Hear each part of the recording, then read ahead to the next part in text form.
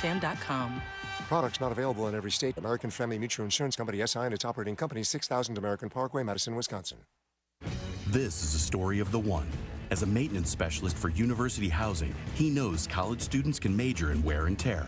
Plus, housing so many students doesn't leave a lot of room to house all the supplies he needs. That's where Granger comes in. With over 1 million industrial-grade products and fast, dependable delivery, Granger carries the quality products he needs so he doesn't have to. From a new door hinge to a whole new faucet. Call, click Granger.com, or just stop by. Granger, for the ones who get it done. The sports calendar is heating up, and with ESPN Bet Sportsbook, you can go from checking news and stats to placing bets in just a couple of taps. Stream games, bet live, and get exclusive offers when you link your ESPN account. Right now, you can get $100 in bonus bets when you make your first $10 wager. Download the ESPN Bet app and sign up with promo code JOEQ to get started today. That's JOEQ, JOEQ. Must be 21 plus. Gambling problem? Call 1-800-GAMBLER. Terms and conditions apply. See app for details. Offer not available in New York.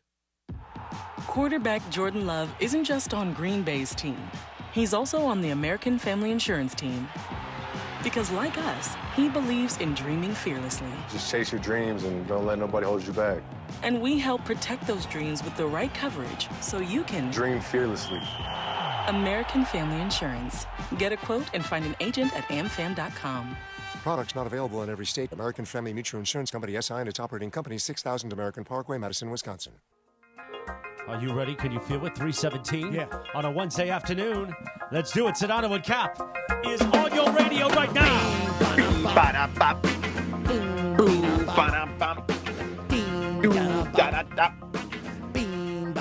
Sedano Kap begins. It is safe now to open your ears to entertaining sports radio. So nice. So not nice. Sedano's with us for the first hour. Then it's going to be Morales and Cappy riding dirty. Riding dirty. Producer I Lindsay, may even stick around for an extra 15 minutes if I can get dressed enough in the commercial break. can we watch you dress like we watched you your workout earlier? I almost said something bad. Yeah, you did. You almost said jerk out. That's not what I...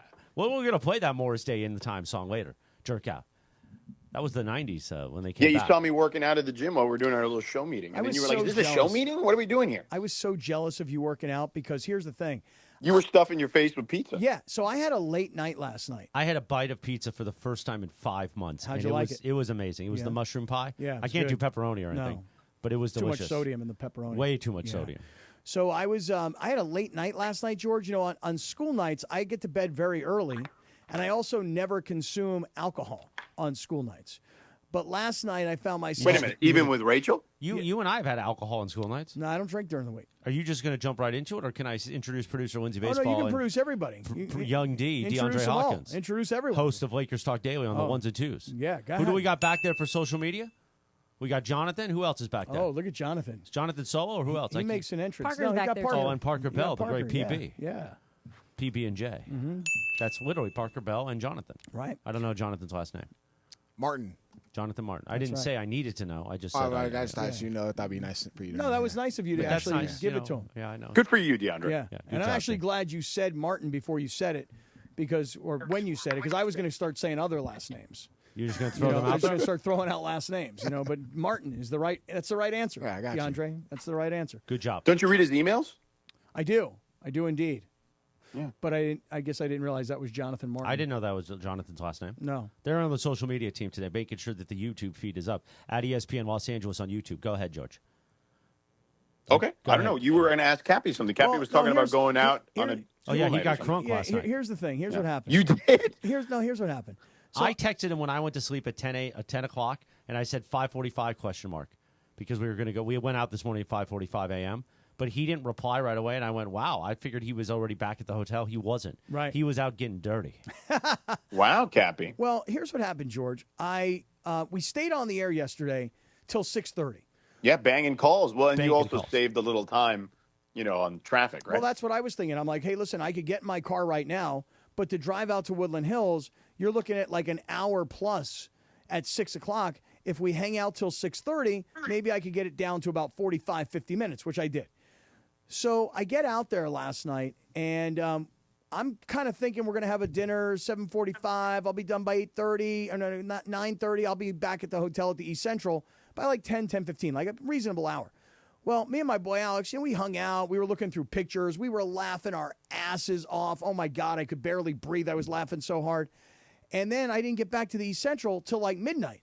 And then Chris here had me up walking with him this morning. I had to walk him like the dog that he is through downtown L.A. Cappy got nervous a couple times today because it was a little bit more rambunctious this morning. There were some more souls walking around, and one touched Cappy, and he freaked out. No, one guy. Oh, look at that. Let me tell you what happened. He was just asking for the time. No. What happened was there was this one guy amongst lots of people out there that are, they're just kind of whacked out and they're yelling and screaming. Whacked out. They're wackadoo. You're supposed to be the protector of the streets, man. Hey, listen to me. Nobody Where feels, the streets have no name. Nobody feels worse. I'm going to tell you right now. Nobody feels worse to look around downtown L.A. or it could be downtown San Diego, it could be downtown Denver. It doesn't matter where you are when you see the homeless crisis that is happening in this country. Thank you. So there's this one dude. Are you running for Senate? No, but now I'm going to get back to talking real. Now that I said something like heartfelt, now I'm going to get back to saying something a little more raw. Okay. So there's this one dude, and he's kind of standing there, and I can tell he's all whacked out. Wackadoo. Right? And he kind of like starts walking next to me and Chris, and I'm like, I'm going to slow down here a little bit and let this guy walk in front of us in case Chris, at this point, did he have like the shifty eyes, Cappy? No, we couldn't see his eyes, but you could tell he kept looking back and forth, like behind him and then to the side of him. You knew something was going on. At this point, it's probably 6:20 in the morning, and you knew that Cappy was about to get groped. Well, no, the thing is that I have like a security expert's mindset. Do you? I do. You're thinking like the Secret Service? I have, yes, very much like a Secret Service agent. Okay. Like I got my head on a swivel. I'm taking in everything. I'm going 360. I want to know everything around me. Because I just know that Chris is walking around with this electronic device, which, at some George, this thing starts going off in the middle of the streets. And I'm like, what the hell's going on here? Beep, beep, beep, beep. I just have to reset it. Right? So this guy, he's kind of walking next to us, and I know he's a little whacked out. And I'm like, I'm going to slow down a little bit because just in case he does something stupid, I got to just immediately start kicking ass around here. Just by the way, I don't want to hurt anybody. No. It's just to protect myself and Chrissy. I mean, this guy's walking around with a $5 million piece of equipment wrapped around him to keep him alive. So the guy he's kind of like walking right next to us, and I'm trying to get us to not be next to him while complaining about you, Sedano. Is that what at that moment is you when were I was complaining about his about vacation at that time? I was? Yeah, I think so. No, I think you complaining were complaining about my vacation. About Cap, you do a lot of complaining about my scheduling. It's starting to get tiresome. That's if, George, you consider the source and believe the sources. I think he knows you. Mm-hmm. Anyway, Cappy, I have known you for 25 years. This guy winds up turning around and like touched Morales. I would never take all that time off. How come I can't have that much time off? Or how about this one, George? I'm taking all of June off. Take it. How about that? Well, By the way, when you're not around, I mean, I'm not saying you're not the most beloved part of this show, but when you're not around, the trains still run on time. Oh, boy. But I'm available when I'm not around. Take the time you want. I'm available. I'm available at all times. You're never out of pocket. I am never out of pocket. Lindsay told us exactly right. Exactly. So this guy was whacked out of his mind on drugs and wackadoo. We don't know if he was on drugs. Right. Can we get past that part of it? What happened? Did he grope you? No, he groped Cappy. No, he then turned around and he was right next to Chris and he was actually touching Chris and he then tried to say something. He was asking what time it was, I think. No, I think he was asking for money. Tony Bruno out on the street? Yeah, man. He might be soon. You never know. He was asking for money. And I don't think he was asking for money. Well, you just put up a hand. You gave him the stop sign. Yeah, and then he groped you. No, he didn't. No groping. No grope. But I was prepared, George, just in case I had to do something. I had to protect Chrissy here, on the mean streets. Right. So here's what happened. So last night, I was out late. I was out much later than I'm normally out. And I was up much earlier than I was. And so all day, I've been a little bit off today. But I went to this place last night in Woodland Hills. I've not spent much time in the Woodland Hills area. Beautiful part of town. I mean, it's spectacular out there. It is just terrific. And we went to it's really hot in the summer, though. It does get hot. We went to a restaurant last night called Joey. Yeah. You're making it sound like there's one Joey on the planet. I didn't know about There's Joey. Joey down the street. Is there here downtown. Joey from Friends? Yeah. I didn't know Joey. Do me a favor, Joey. I just kept hearing Dice Clay in my head going, come on, Joey. You see, Joey? Come on, Joey. You're my brother, Joey. Do me a All right, favor, anyway, Joey. go to Joey because I Please want to talk laugh about at the bit. He's been planning this all afternoon. I've not been planning anything all afternoon. You don't have to laugh at the bit. This is what I hear. This is Play what it, I play hear. it, play I it. hear Joey. You see, Joey? Come on, so Joey. Here's what I want. I want Joey into Shohei Ohtani into you going, ooh, DeAndre. Let's You see, Joey? Shohei Ohtani. Oh. There we go. Yeah. So what about your dinner, Cappy? So it was a great dinner. It was a beautiful dinner. Are you going to say who it was with or no? Oh, my buddy Alex Van Pelt. Right. Of course now that's with who the it Rams. was. We know that. And it was a great dinner. It was a great night. Let me tell you something. What the Rams are doing in Woodland Hills is going to be absolutely world-class spectacular. Between the practice facility, the high-rise building, all the retail and the hotels and the shops, it is like the biggest, smartest real estate play to use a team to make it a 24/7, 365 content engine. I was so impressed with what was going on out in Woodland Hills, but I'd never been to the restaurant. Come on, Joey. But can I ask one quick question? I literally wrote content engine on my wall, and you're stealing my bit? I didn't see that. Yeah, it's on my wall in my office. You think you're the guy who came up with content engine? I said we are a content engine, Okay. and you being one of the stars of this radio station. Uh-huh. And now you're just stealing my line to describe the Rams? Oh, my. I would say yes. Okay. I would just say wanted yes. to make sure. I would say yes, I am. I would say yes. Yes, I am. George, here's the only weird thing, though. At the end of the night, I'm walking out of Joey. Oh, you're not going to say this part. It's kind of weird. It's not weird. They were probably doing the drop. No, I don't think it was a drop. DeAndre knows. That's when you got to be ready for something to go shady when they're doing the drop.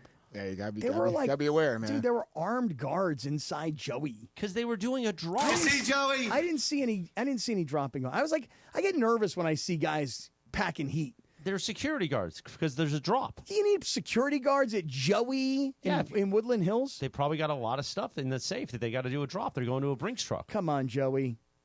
I tell you what, George, that place Joey pretty good though. You ever been? I've not, Cappy, no. Pretty good. pretty good. Yeah. All right. Cappy, you know what we need to do, though, Tell me. before we move on and actually talk about stuff on the show before I go? Although I do love your conversation about Joey. Come on, Joey. Do me a favor, Joey. Cappy, I need to make sure at some point soon, because you told me you need it, we need to hook you up with the crazy Hernandez brothers. Yes, I do. I told Rachel about it last night. And what did she say about the crazy Hernandez brothers at Hernandez Wholesale Flooring? I said, Rachel, you're not going to believe this. I said, but we have this new partnership with the Hernandez brothers. These guys are crazy. They're loco. They're out of their minds, right? They're loco. I said to her, I go, listen. I go, Not local. They're local and loco. Right. I said to her, I go, listen. I go, we need new carpet. We need new flooring. We got Los Hernandez Hermanos.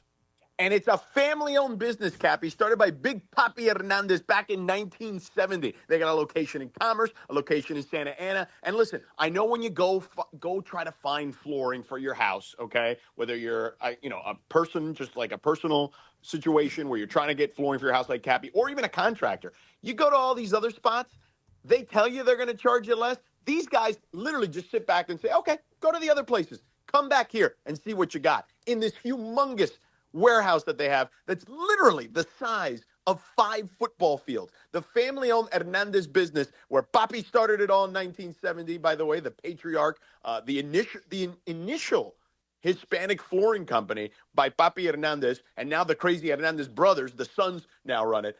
Again, whatever it is you need, Cappy, they got you. You want carpet? They got you. Hardwood? They got you. Laminate? They got you. Waterproof flooring? Area rugs? Even artificial grass. You need some grass, Cappy? Cappy walked out, but sure. Okay, grass. Artificial grass, okay? All you got to do is call them, all right?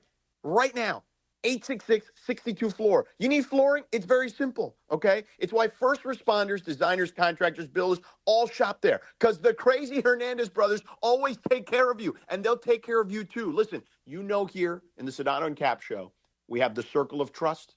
Well, that's our wacky little family. The crazy Hernandez brothers fit right in. They're loco. So if you need... You need artificial grass, Cappy? That's what you missed when you stood up. I got real grass.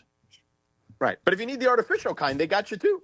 So, again, whatever kind of flooring you need, even artificial grass for the outside, head down to Hernandez Wholesale Flooring, either in Commerce or Santa Ana. They got you covered. Call them at 866-62-FLOORING. No games, no gimmicks, just the best prices in town year-round because no sale beats wholesale, homeboy. Check them out at HernandezWholesaleFlooring.net or call them at 866-62-FLOORING. That's HernandezWholesaleFlooring.net or 866-62-FLOORING. And tell the crazy Hernandez brothers that Sedano, Cappy, and the entire crew at 710 sent you. The black and gold are fresh off a win at BMO Stadium, thanks to this rocket from Sergi Palencia. Shot it in!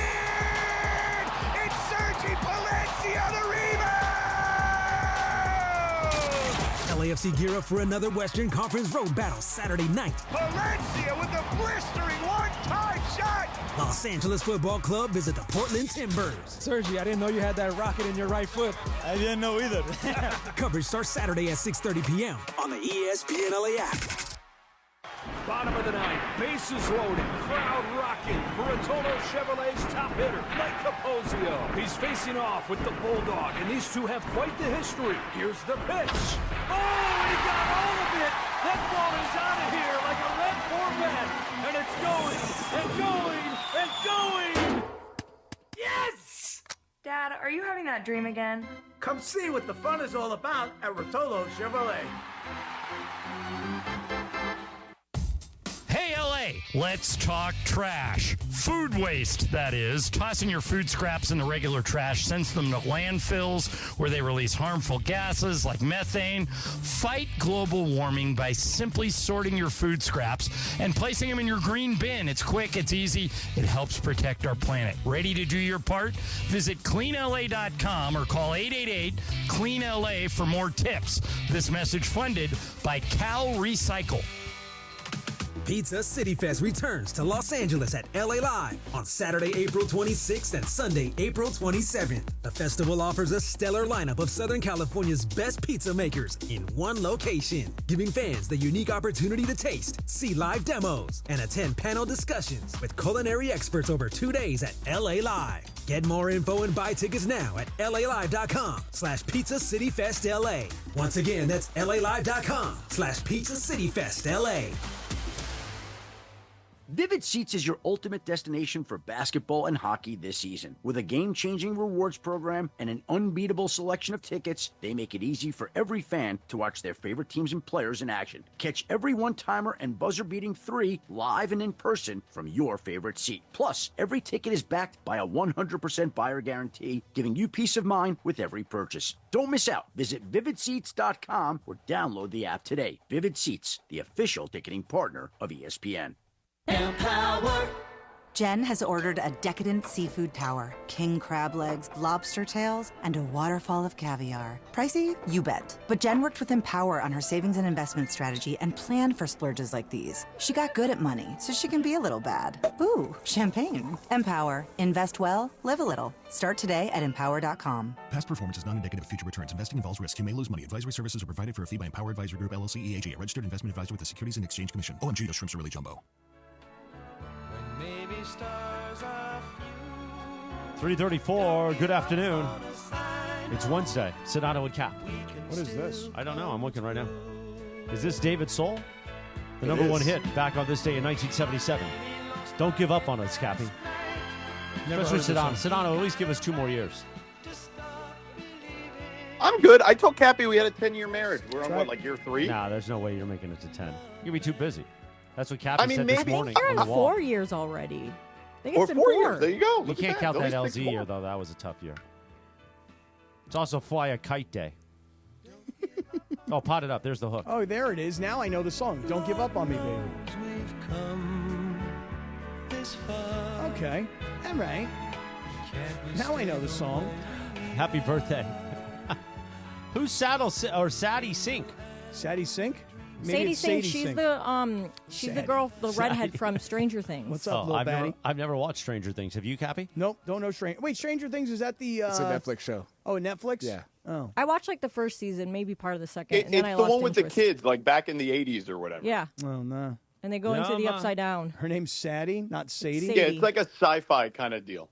It's a great Okay. show. Oh, really? And what's it called? Stranger Things. Stranger Things. I think I started trying to watch it, And then it didn't really click for me, so I didn't go back to it. Everybody was telling me how great it was. It didn't happen for me. It's like if the Wonder Years were a little later and more sci-fi. Whoa. Let's not bring Winnie Cooper into this, okay? That was one of my first crushes. Oh, really? Yeah. She was cute. Yeah. She was very cute, I will admit it. You know what else is cute? Tell me. I don't know. I was trying to do an NBA segue. I figured Sedano would jump in. Yeah, I don't know. You know what else is cute is people thinking the T-Wolves could actually beat the Lakers. That's what I think is kind of cute. Oh, I think that's kind of crazy to me, to be honest with you, Cappy. You don't think that it could happen? Like there's no chance whatsoever? I mean, if all things are even and there are no crazy injuries to like LeBron or Luka, yeah, I don't think that is happening. Like it would take Rudy Gobert to literally just dismiss every notion and narrative that's out there about him, because I think JJ is going to run him off the floor. Now, if they can't run him off the floor, then they're in for a real series because they don't have the size to match up with him and Naz Reid and all these other guys and Julius Randle. But if Gobert gets run off the floor, which has happened historically, then the Lakers should cruise in 5 or 6 games. Well, I'm hyper bullish on the Lakers not just winning this series, and maybe I've just drank the Kool-Aid. Maybe I've gone to too many Laker home games this year, especially after the Luka trade, and I've gotten caught up in all the hype of the Lakers. I will acknowledge that is an absolute possibility. Am I crazy when I tell you that I think the Lakers can actually make it to, and wait a second, win it all? Yes, it's possible. Okay, so it doesn't sound as crazy as I thought it was going to sound coming out. No, it is possible. I think Boston is still better, but it is possible. I just feel like with the Clippers and the Nuggets going toe-to-toe in round 1, right? Obviously, that knocks out one team that could give the Lakers some problems, and they probably beat each other up pretty good. Yeah. I would say Golden They would State, not face any of those two teams to the conference finals. So basically, the Lakers will face the winner of the Warriors and Rockets, which I expect to be the Warriors, although I don't think that's a given necessarily. Yeah, so I'm just trying to think my way through, how the Lakers could actually win the Western Conference. And again, if I go back to the Clippers and the Nuggets, they'll beat each other up in the first round. So somebody's going to get, even that much more worn out in the second round. The Lakers, I expect to win against Minnesota. And I don't want to say easily, but I could see the Lakers winning that series in 5, maybe 6. I don't think it goes all the way. And then when I look at Golden State in the 7, and I think about them playing Houston, who I'm not sure I really believe in. That's a real series. That series going 6 or 7. I would say 7, almost likely. Yeah, and I think, and it's probably because I've seen a lot more of Golden State than I have of Houston, that Golden State's going to win that series. And while you have touted Oklahoma City all season long. Can I stop you for a second? You just did. Amen Thompson, their second-year player, who they got in the lottery a couple years ago. He was like a top 5 pick. Him and his brother. His brother Asar plays for their twins, the Thompson twins. Cappy, hold me how now. How about that? Hold me now, baby.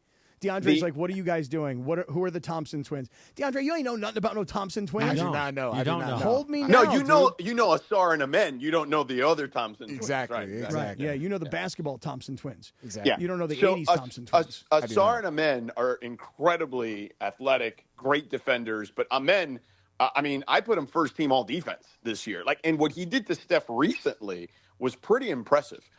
You guys, I know Laker fans think that Jared Vanderbilt does a good job on Steph. Amen did an even way better job, in my opinion.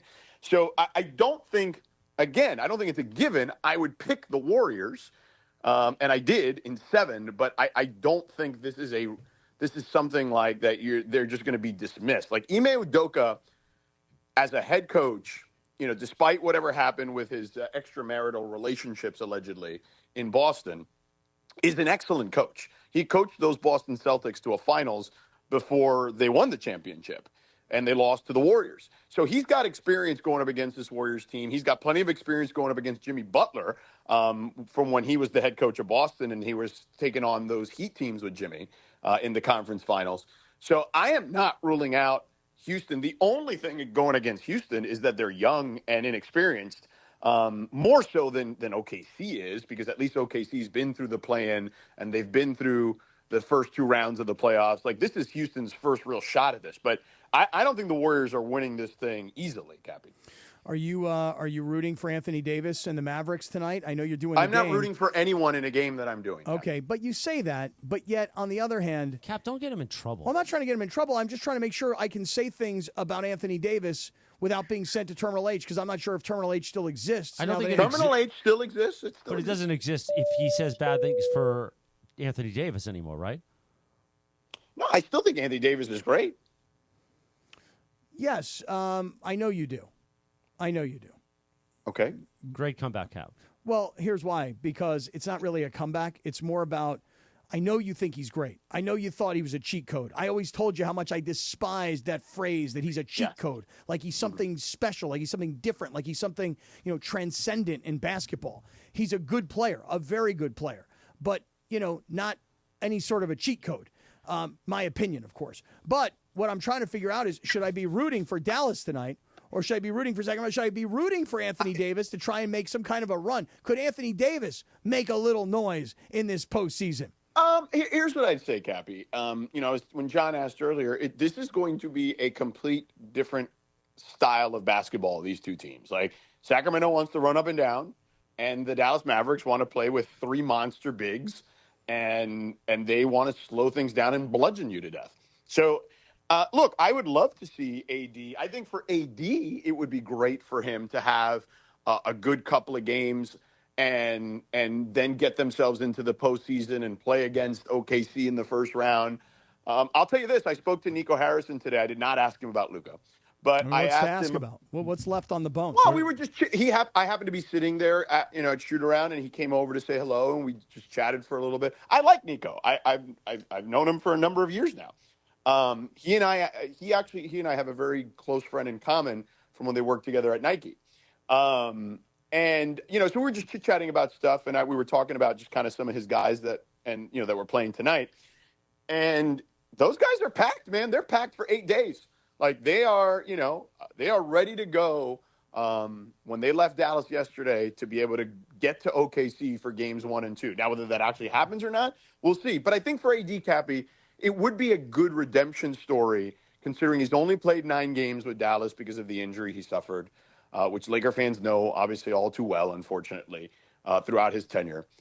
But if he can somehow drag Dallas to that first series against OKC and win 2 play-in games, I think it would go a long way to help AD in the narrative around AD. Well, how about Nico Harrison? That guy is probably like praying every second of every day, like, please, dear God, let us win, let us play in, let us get to the playoffs. Let's see if our experienced guys and our big guys can do anything against Oklahoma City, maybe shock the world so that maybe Nico Harrison could get all of Dallas off of his back.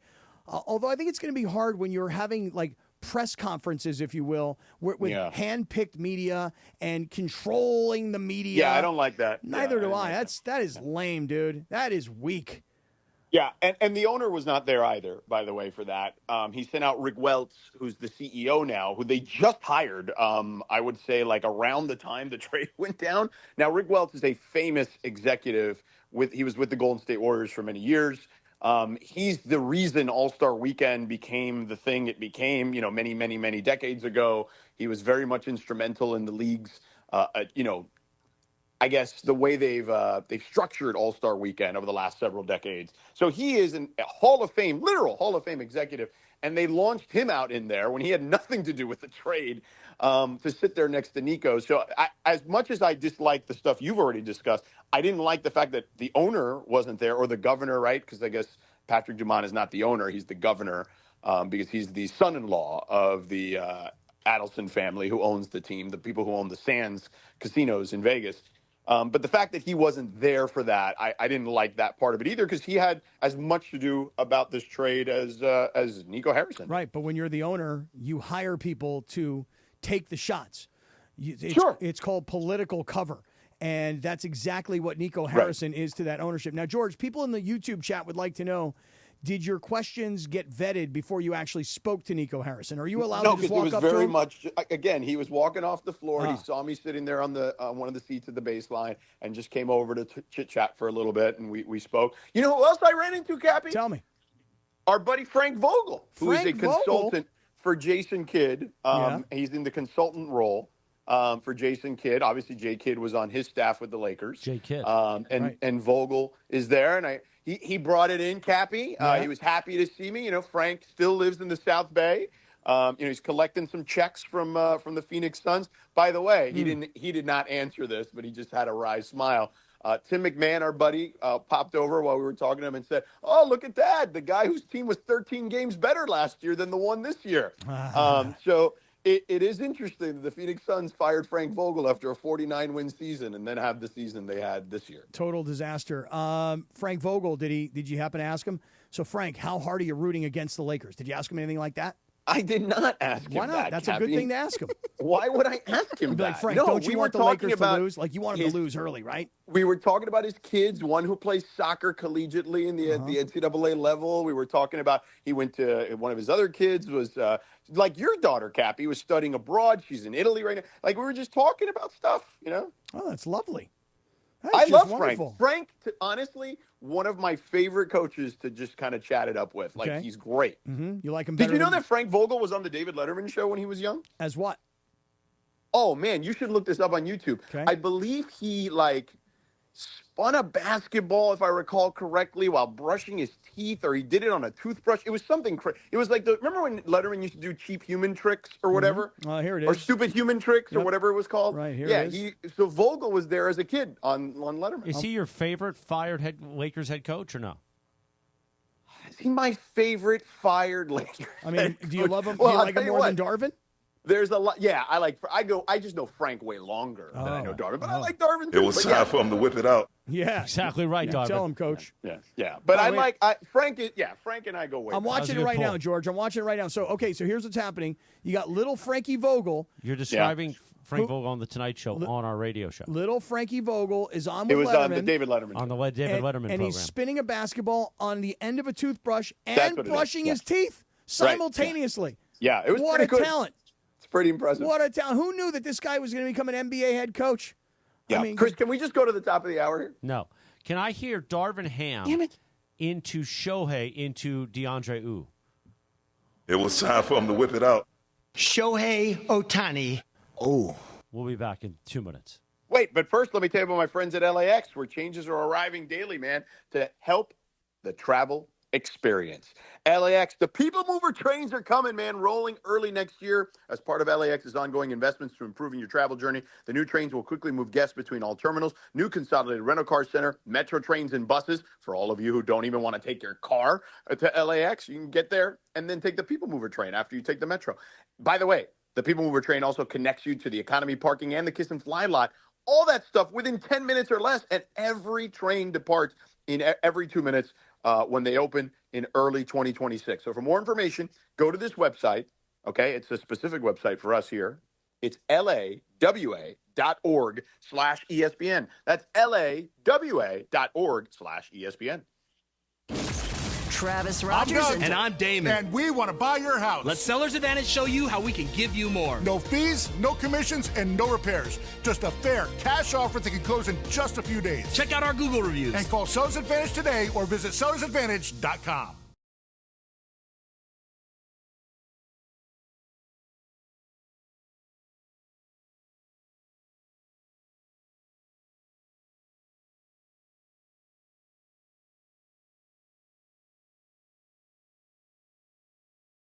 Clam juice. I'm out twice. Yeah. Wow. Yeah, okay. I'm on out your 2 side. times on that. This sounds Little disgusting. horseradish, clam juice, Worcestershire, some muddled jalapeno, little Old Bay, and then What about ice something cold that tastes michelada. nice and easy to There go was down only like a one mimosa? yes. Those are Thank good too. you. I like a So mimosa good. too. Weekday mornings at 9 a.m. It's Travis and DeMarco on 710 ESPN. This is John Ireland. You know Bibigo. You see their logo on every Lakers jersey, but did you know Bibigo is the official game day snack of the Lakers? Bibigo promises bold, authentic Korean flavor. And if you're tired of the same old snacks while watching the game, try America's favorite and #1 Asian snack brand. You can find Bibigo products in the freezer section. Try the steamed dumplings or the mandu. Bibigo knows that food brings people together, just like the purple and gold. Try Bibigo today. Don't navigate the legal system alone. Hey, it's Travis. At the personal injury law offices of Joseph S. Normand, they will fight tirelessly to get you the max compensation you deserve. Joe and his team understand the emotional and financial toll that an injury can take on you and your life. Call 213-747-2000 or visit normandlegal.com. The law offices of Joseph S. Normand have helped thousands of people like you recover millions of dollars in settlements and verdicts. Visit normandlegal.com or call 213-747-2000. Your recovery is their priority. The sports calendar is heating up, and with ESPN Bet Sportsbook, you can go from checking news to stats to placing bets in a couple of taps. Stream games, bet live, and get exclusive offers when you link your ESPN account. Right now, you can get $100 in bonus bets when you make your first $10 wager. Download the ESPN Bet app and sign up with promo code USL to get started today. Must be 21 or older. Gambling problem? Call 1-800-GAMBLER. Terms and conditions apply. See app for details. Offer not available in New York. We're everyday people doing good in our community. Our kindness runs deep, just like our blood.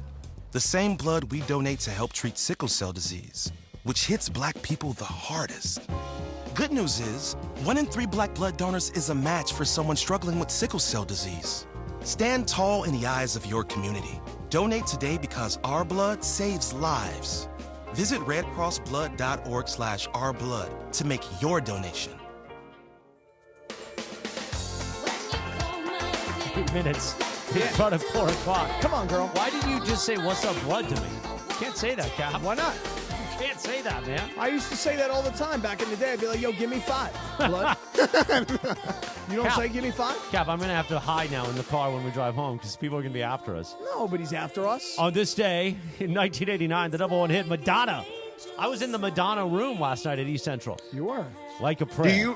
Do you remember, Chris and Cappy? You're going to be old enough to remember this. Do you remember when this song debuted? It debuted on national television. Yeah. It was part of a Pepsi promotion. Yeah. And it was incredibly controversial because of the music video. Oh, boy. Oh, no. Just lose him? Oh, no.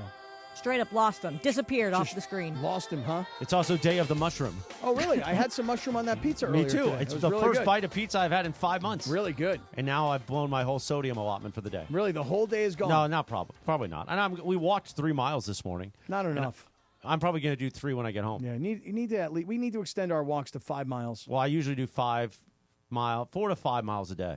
That's why I was so it's also upset Save earlier the today. Elephant Day. Oh, Save the Elephant Day? I used to be the size of an elephant. Really? I didn't know it was Save the Elephant Day. Did you see the elephants down at the Wild Animal Park down in Escondido? I did not. Where they when the earthquake hit on Monday, all the big elephants, Los Elefantes, they all came around the little elephants. Los what? They like had a little protective circle around the little baby elephant, Yeah. so nothing would get them. Yeah, By the well, way, coming adorable. up on the show, on Yeah, the what? big show today. Yeah, what? Not the big show like Dan and Keith back in the day, but Okay. a big show. Yeah. Around top of the hour, we're going to talk about a 16-inch thing. A 16-inch thing? Yeah. We'll do that around 4 o'clock. JT the Brick's going to join us at around 4:15 because, it is the anniversary of the Smack-Off. Mm-hmm. We'll do Radio Tinder at 4:30. Then our friend Sam Batesh is going to join us about 5:15. Sam, friend of the show. And Brian Windhorse will join us in studio around 5 o'clock. Him and I are going to talk Columbo. I like Columbo that. talk. So it's On 710. Los Elefantes is what I was saying. Los Elefantes. Is that a real word? George, is that how you say elephants in Spanish? Oh, George is back. Yeah. Yeah, I've been back. Yeah, it's multiple. Yes, it means plural of elephants. Yes. Are you going to be here at the top of the hour when we talk about the 16-inch thing? I will be. I'm going to stick around to at least 4:15. How about beautiful. that? Oh, that's fantastic. But yeah, so Cappy, you did correctly say that. It is Los Elefantes. Los Elefantes. See. Right. Hey, George, by the way, we're talking a lot of basketball tonight. You've got this game between Dallas and Sacramento last night. I think a lot of us were locked in on Golden State versus Memphis. And now I think many of us are starting to prepare ourselves for Saturday with Minnesota visiting the Lakers. So a lot of basketball talk. But did you see the news earlier today about the quarterback from Tennessee? You and I have been kind of chatting this up as the week has gone on. Did you see what happened with this kid today? Yeah, UCLA. It looks like our guy Martin Jarman may have secured Nico Iamaleava, who is a local kid from Long Beach. So, Wait, how do you say his name again? Iamaleava. Iamaleava. Because I thought it was like, I'm a leaving. Like he's... That's what it looks like. Iamaliava. How do you say his name? Asminger? Yeah, sorry, I'm bad at pronunciation. I think okay? that's what it is. Give me a break. Asminger. No, I think that's what it is. Where is he? Benevolent. Where is he from? Like, where did he go to high school? Does anybody know where? Local guy. I know he's a local guy, but where did Amalevin go to high school? He's from here. Yes, I got it. I got that he's from He here. went to Warren High School. I get that he's a local guy, and he went to Warren High. And where is Warren High? What part of town is Warren High in? I mean, I don't really know Warren High. You guys are going to have to excuse me. I don't know Warren High. Maybe we could have prepped for this before the It's in Downey, Cappy. It's in Downey. Well, this is what happens when Cappy just springs stuff on us without having to. Yes, it's in Downey. Well, listen. I didn't know that you were going to be here. I didn't know how much longer I had with you. You didn't know I was going to be here. I didn't. No. I knew you were going to be here for the hour. I didn't know how much longer you're going to be here. You just told us we got 15 more minutes with you. But I really wanted to at least just get this in. You got to give it up. I don't know if it's a great move for UCLA or it's not a great move. I'm not sure. I mean, the kid I watched, I looked at some of the numbers from last year. I maybe saw a game here or there, highlights of Tennessee. I've told you all week long, I didn't love the fact that the kid missed practices in the middle of a negotiation. And I loved what the coach at Tennessee did by saying he's not bigger than our program. He can go.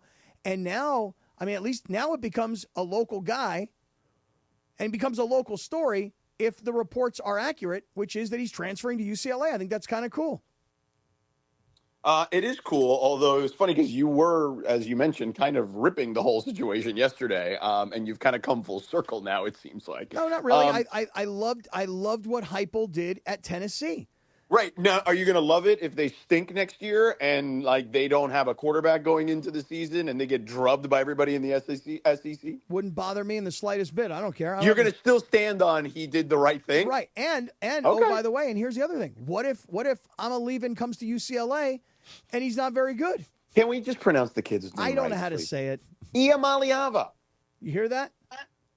Hey, I said it right. Ava. I said it right. You did not. She did say it right. Yeah. I'm a leaving. All right, 3:57 in your afternoon drive. You guys are the worst. I'm a leaving. Coming up next, we are going to talk It's about... not a failure, Eric. Okay, give me that with Shohei Ohtani, with Darvin Ham in the ooh. What about Joey? It's not a failure, Eric. Shohei Ohtani. Are you just trying to get a free dinner? It was time for him to whip it out. Hit the Joey for him. Do the Joey. Come on. Do me a favor, Joey. There you go. All right, we're going to talk about what's 16 inches. That's coming up next. But first, George, why don't you tell us about our friend Jacob Emrock? You say Kikuchi. If you were recently injured in an accident, but you haven't called Jacob yet, what the hell are you waiting for? Call him at 844-24-JACOB. Tell him Sedano, Mason, and the crew at 710 sent you. Not taking action could cost you money, guys. What does that mean exactly? Well, let's say you were injured in a car accident a few months ago. You thought the pain in your back would go away, so you never went to see a doctor. But a few months later, it's getting worse and worse and worse. The problem is, because it's been a few months since the accident, it's way more difficult to prove that your back pain was actually caused by the accident. So you'll probably have to pay for this one yourself. Do not put yourself in this situation, man. You get injured in an accident, you call Jacob right away at 844-24-JACOB. Tell him Sedano, Mason, and the crew at 710. Send you'll get to the doctor. He'll get you to a doctor. Trust me. No money out of pocket, so you can physically recover quickly, and you don't have to pay for it yourself. So call Jacob if you get into an accident at 844-24-JACOB. That's 844-24-JACOB. Or visit him online at calljacob.com. And by the way, if you or a loved one has been injured or lost property due to a recent wildfire, please call Jacob for a free case evaluation, because together we will rebuild. Call him at 844-24-JACOB. That's 844-24-JACOB. Or visit him online at calljacob.com. Pizza Cityfest returns to Los Angeles at LA Live on Saturday, April 26th and Sunday, April 27th. The festival offers a stellar lineup of Southern California's best pizza makers in one location, giving fans the unique opportunity to taste, see live demos, and attend panel discussions with culinary experts over 2 days at LA Live. Get more info and buy tickets now at LALive.com/Pizza Cityfest LA. Once again, that's LALive.com/Pizza Cityfest LA. Hey guys, it's Cap. Here's the scenario. Your home is flooded and the damage is severe. Now it feels like your insurance company is turning on you. They won't approve a replacement living arrangement and the adjuster leaves you in the lurch. Take a breath and call Avner Gat, one of Southern California's largest public adjuster firms. Avner Gat knows how to fight back when your insurance company makes you feel like a criminal, leaving you with no hope of getting into your home and getting it all back together. With decades of experience and a passion for helping people, Avner and his family take the call themselves. So whether you have a toilet overflow, a broken water line, a burst supply line, a broken fire sprinkler, whatever the water damage is, you call Avner Gat today at 818-917-5256, or you go to avnergat.com. It's 818-917-5256 or avnergat.com. You call, Avner answers, he says hello. Your claim is our game. avnergat.com. All right, listen up. Whether you're out for a walk, hitting the gym, or just tackling your day, in this LA heat, chafing is no joke. Take my word for it. That's why you need Highlands Chafing Relief. This stuff is a game changer. Goes on like a cream, dries like a powder, and stays put even through sweat and water. No greasy mess, just all-day protection. If you've already got some chafing, Highlands soothes it fast with aloe, shea butter, and tea tree oil. Don't let chafing slow you down. Grab Highlands Chafing Relief at Walmart or Target right now. Hi, this is Sean McVay of your LA Rams. The Rams play here. KSPN, Los Angeles. 710 ESPN. A good karma brands radio station. 4:01 of the Southland. Happy Wednesday afternoon. Sedano and Kap is on. Sedano's recording a commercial right now, but we'll get to him in just a moment. The crazy Hernandez brothers, turn on your microphone, Los please. Hernandez's. 4:02 in the Southland. They're loco. It is time for What You Need to Know. Brought to you by Morongo Casino Resort and Spa. Good times, less than 90 minutes from wherever you are. Take it away, producer Lindsay. Thanks, Christopher. I don't like where the camera is right now. I can't see both of you guys. I can only see one or the other, and it's like I have to peer through. Hey, Lindsay, by the way, in our YouTube chat, Frank Bustamante has an interesting Frankie comment. Bustamante. See. Is he related to I Am Oliva? No, he's probably more related to Vincenzo Bantagliore. Okay. I'm a leaving. Frankie Bustamante says that Morales today looks like Mike Ditka. Really? I take that as a compliment. Yeah, it's pretty good. I like that. That's pretty good. And by the way, one other little side note. Shout out to Oldie Beezy, who is in our YouTube chat, and he thanks us for keeping him entertained and laughing because he's at home. He had prostate cancer surgery yesterday, and he says, keep it up, good work, long-time daily listener. Shout out to Oldie Beezy. We hope you're doing okay, my brother. Now, what you need to know. So what you need to know is that in my yard I have a skunk problem. I know what and to I do. need to crowdsource this because I don't know how to keep them away. I've searched online, and there seems to be no general consensus of something that actually works to keep the skunks out of the yard. Okay. So you're looking for a general consensus. Yes, my backyard is fenced in, and I did not think that skunks could climb over tall 9-foot fences like that. Maybe didn't climb. Well, how do you think he got there? Sometimes skunks, very resourceful animals. Are you saying they jumped? No. They'll find a hole somewhere. That's what I think it was. A loose board somewhere. And they'll sneak through, right? Yes. I think that there's a small hole underneath the bottom of the fence. And so when I saw him yesterday when I got home, I had to open up the gate and spray water over in his direction to get him to go out the door because I didn't know if he'd ever be able to find the little spot that he snuck into. Mm-hmm. So didn't you say that you once had a skunk problem, Cappy? I had a very serious skunk problem. And so how did you get rid of him? I told you what I did. I thought wasn't it some it was coyote pee? Well, coyote pee is you can buy it on Amazon. Okay. Okay, so you take coyote pee and you spray it all over the place, and then what happens is the skunk gets afraid because he's like, wait a second. I know that smell. That smells like coyotes. That smells like coyote pee. But doesn't your backyard? Who was that? Sedano sighing? Doesn't your backyard? I will give you credit for this, Gabby. You made me laugh. You made me sigh and laugh at the same time. Doesn't your backyard then smell like coyote pee? I don't know if it smells like it or it doesn't smell like it. Or if skunk... I would imagine it's not like you're pouring a bucket of coyote pee. No. Gabby's probably pouring bring a bucket and a mop. Right. So Lindsay, what I told you was what I did was because this is the skunk was in my front yard. Okay. Yes, so mine has only been in the front yard. I live in a cul-de-sac, and I've seen it, like I told you the other day, on numerous occasions. And ironically, you thought that I was full of beans when I told you on Monday that I needed to get back beans. So I could get Chewy inside. Cappy so is full of beans, the skunk actually. didn't come in, and there he was in the backyard. So now I'm freaking out because I'm like, I didn't think they came in until dark time, it got dark out. But he was broad daylight. There he was in the backyard that I didn't think he could get into. All right, so here's what I think you need to do.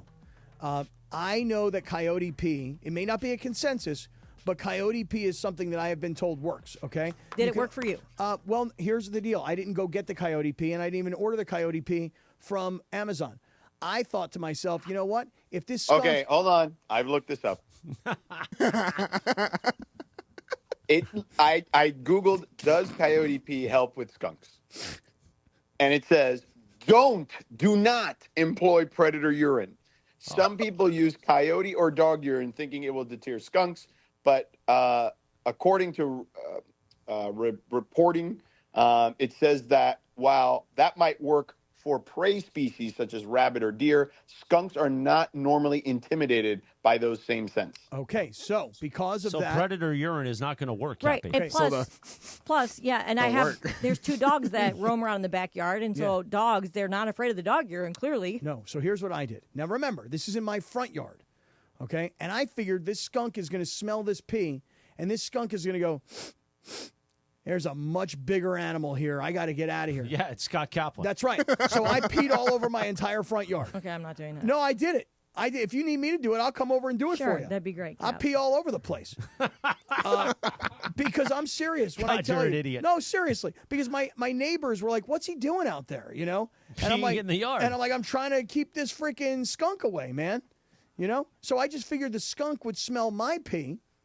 He'd smell all the AG1 in my pee, right? You know, all the vitamins and nutrients and minerals Did and it work? probiotics. For me now, it's Entresto is in my pee. Oh, really? that skunk. Hey, we should have Chris go over there and pee all over your yard. Then then the skunk's gonna know a heart patient's around. When that skunk smells all that medicine, he's gonna be like, "Oh, I gotta get out of here. There's poison here." Let's have Chris pee all over your yard. So did it work when you peed in the yard? Yes, it worked. The skunk went away. See, my mom told me she's tried a number of things, like there's like peppermint, Tabasco, and all this stuff. And she was like, well, the only thing that ever worked was hiring the creature catcher. And I was like, I don't know if that's a thing out here, Mom. No, there are creature catchers. There are? Yeah, oh, yeah, for okay. sure. You can get one. They trap them and they let them go wherever they let them go. I don't know where they I take don't know them. if they let them go, but they'll capture them. Yeah. I just don't want my dog to get sprayed by a skunk. No, because then that's a lot of stuff. And the skunk that I saw yesterday was not even the big fat one that I've been seeing. It How was do you know he's a different sprayer? one. Sprayer? Sorry. He was walking. I didn't smell him. That's why I was like, I walked into the gate. I opened up the gate, and he was right there.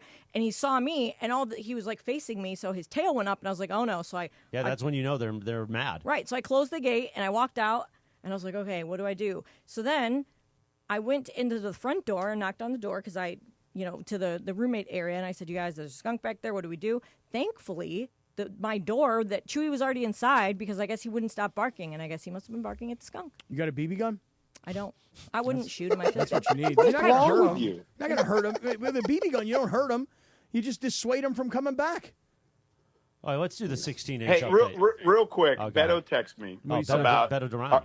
our conversation about Nico Iamaleava. Beto. And he says, Nico has a brother named Madden that was a UCLA commit. I actually saw his brother play. You know, are you familiar with that overtime league, Cappy? The basketball? The 7 on. Well, they have they have a football 7-on-7 flag football too. Got it. So Nico's brother Madden played there too. So Nico was a UCLA commit, then flipped to Arkansas. Mm-hmm. And Beto says now who knows if the brother's going to UCLA. And then UCLA already has a kid at quarterback that they like a lot, Joey Aguilar. So he got some cash too. So apparently UCLA is at least dishing out for the quarterback. Well, but we don't know, and we may not ever really know. Did the kid get more than he got at Tennessee? Tennessee was paying him $2 million. He wanted $4 million. No, I heard it was $1 million. Oh, is that at Tennessee or at UCLA? Yeah, at Tennessee. Okay, I had heard $2 million. I don't have an accurate number to really share. I'm just telling you what I had read and heard. I mean, I don't know. Whatever. Anyway, but the point is, your question is UCLA paying him more or less? Right, because nobody's going to know. Because that was the whole point of the story, is that he was going to leave and get more money. I'm leaving. And then he decided, you know what? I don't know that there's really a place for me. Crazy, man. This kid, I'll tell you right now, this kid probably is looking at himself going, hey, it's great to go home. It's great to go to UCLA, but you don't walk through the door at UCLA as the automatic number one starter. You walk through the door and you go, well, they got this guy and they got this guy, and now I'm coming into a competition, whereas at Tennessee I was making, let's just say, $2 million, and I was the starting quarterback. Oh, I don't know about that, Cappy. I think he walks in as the starter at UCLA. I don't know, George. I really don't know. I mean, Aguilar, to my point earlier, they like him a lot, and he's a transfer. He played at App State. App State. Yeah, okay, got it. But they, here's what I would say. If they want to go with a more experienced guy, I get it. And I guess he would technically have to compete against him, but he's more talented than Aguilar, even though they like him. Yeah, I guess my question was, A, are you making more money? Like, you left over money. So are you leaving and going someplace that is better for you financially? That's number one. Well, but if it's home, wouldn't you make concessions if you want to be back home? If you want to give the hometown discount, you certainly can. But if your argument was this guy got $4 million from Duke, and Duke is a trash football program, considering the history versus Tennessee's football program, I wanted to leave Tennessee to go to Oregon. That's where his dad had apparently made phone calls. And the presumption would be that Oregon would pay $4 or $5 million. UCLA, I find it very hard to believe that they would beat whatever he was getting paid at Tennessee. Yeah, I would agree with that. I mean, we could be wrong. That is an assumption on our part. But also, Tennessee is SEC. It's the highest level of college football. It's the most, it's the prep league.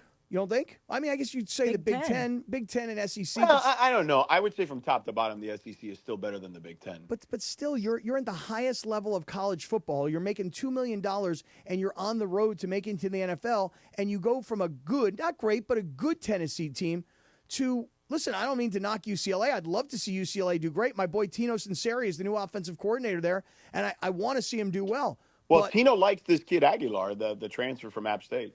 Well, all I can tell you is, to me, going home to UCLA when you're from Southern California, that's great. But going from Tennessee to UCLA is, unfortunately for UCLA, and I know you guys are listening, and I know you're not going to like what I'm about to say, it's a major step down. Tennessee to UCLA is a major step down. It's not a lateral move. It's not a forward move. It's a step backwards in your career. Is it or isn't it? I mean, if he's getting let's say Sinceri gets more out of him than Heupel and those guys did. You know what I'm saying? It was a big win. Correct. So to say it is a step down in the sense that Tennessee as a program, as a football program, is definitely in a far better position. They're coming off a playoff appearance, for God's sake, than UCLA football, who, again, we were surprised they were just under 500. There were people who thought they'd win 2 or 3 games last year. But I actually think that Nico can go in there, win the job, and they can be at least competitive in the Big Ten. Well, he can go in there, win the job, get whatever money he's getting for the year, and then a year from now, guess what he'll be doing? What? Looking for somebody else to pay him more. We're gonna have to maybe not. We're gonna have to delay our 16-inch update now because we got John the Brick coming up. Okay. But first, Radio Michael fan tweeted this: homemade repellents like mixtures of cayenne pepper, garlic, or ammonia-soaked rags. Can't use ammonia. I have dogs. Are believed to irritate skunks' sensitive noses, which can help keep them away from your property. You can't use ammonia? No, because if the But what if you dilute it a little bit? No, I don't want my dog going near that. Would you? Oh, what's wrong with ammonia with your dog?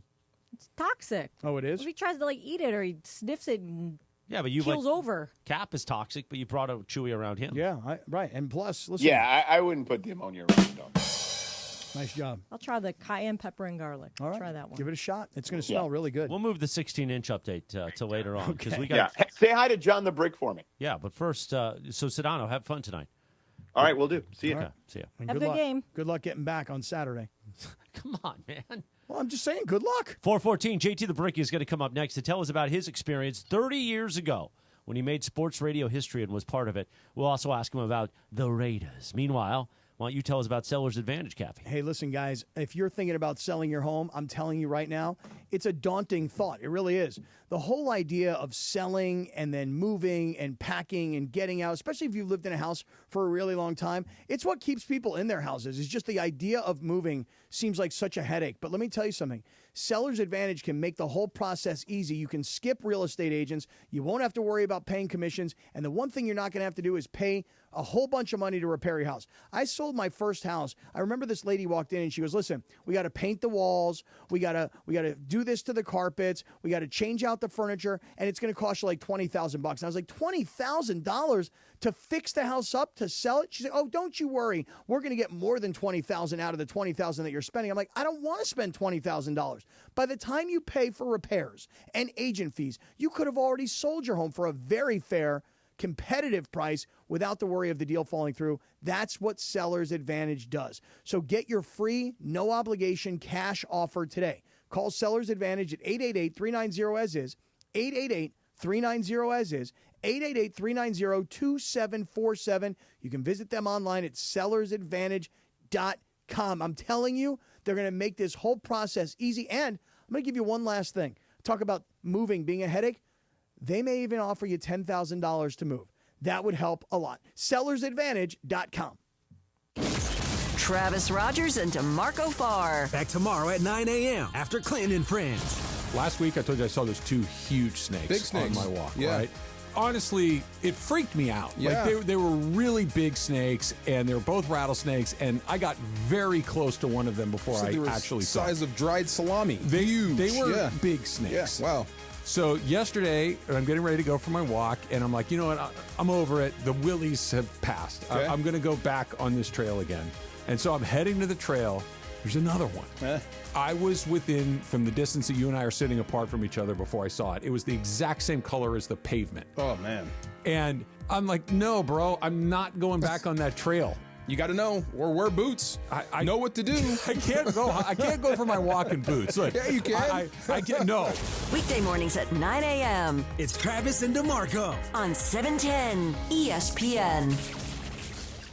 Looking for a great deal on a new ride? Lease a 2025 Hyundai Santa Fe SC for just $319 a month for 36 months with $39.99 due at signing. Don't miss out. Drive with confidence with America's best warranty. A 10-year, 100,000-mile powertrain limited warranty and Hyundai's Assurance Program.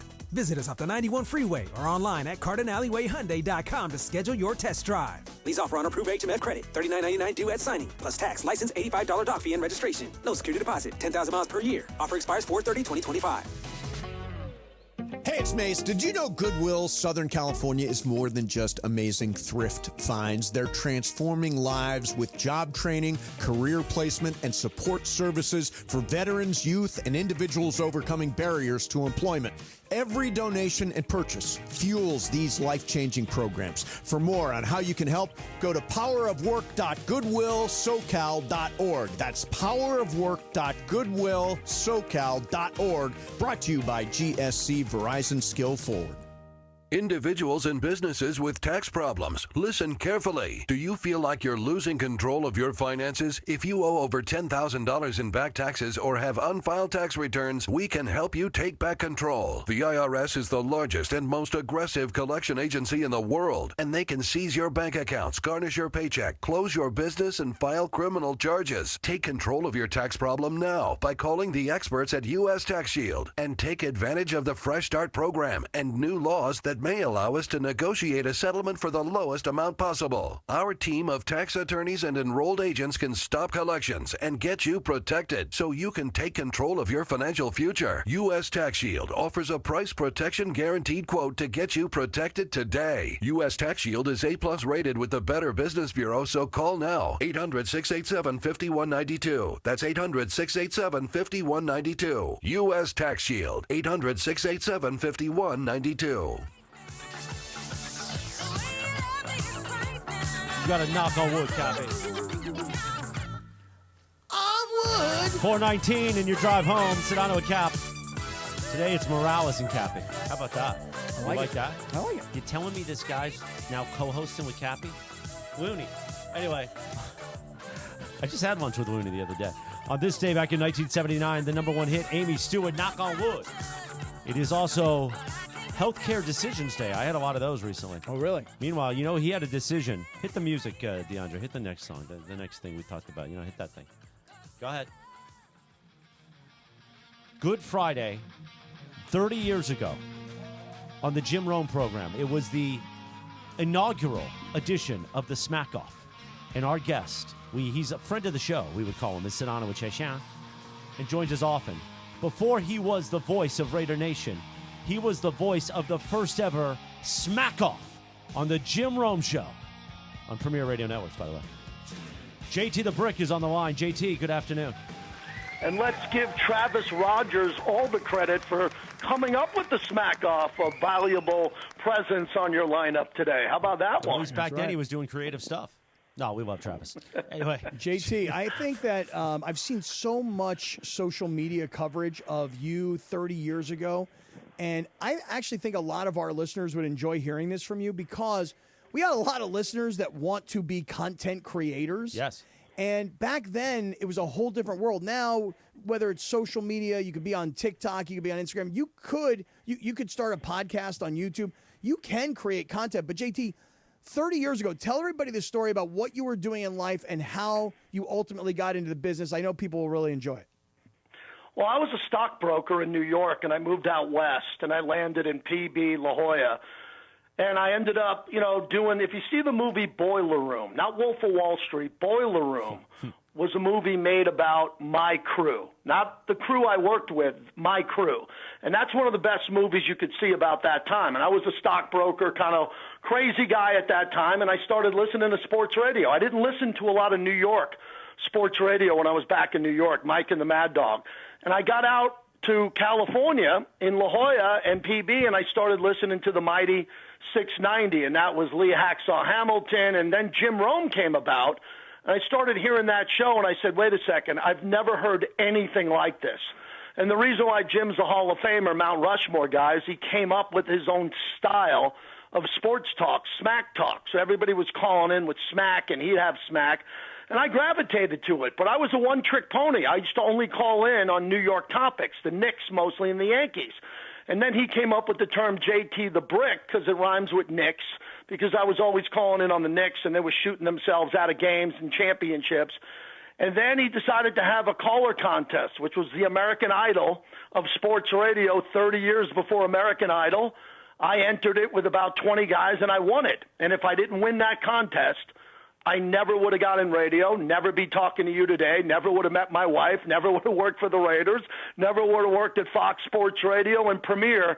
So that one call on Good Friday, April 14th, 1995, changed my entire life. And if I didn't make that call, I have no idea where I'd be today. Okay, but you're telling a great story, but now go into a little bit more detail, because it's not like you called, had a great phone call with Jim Rome, won this contest, and the next day you had, the most successful overnight show in sports radio.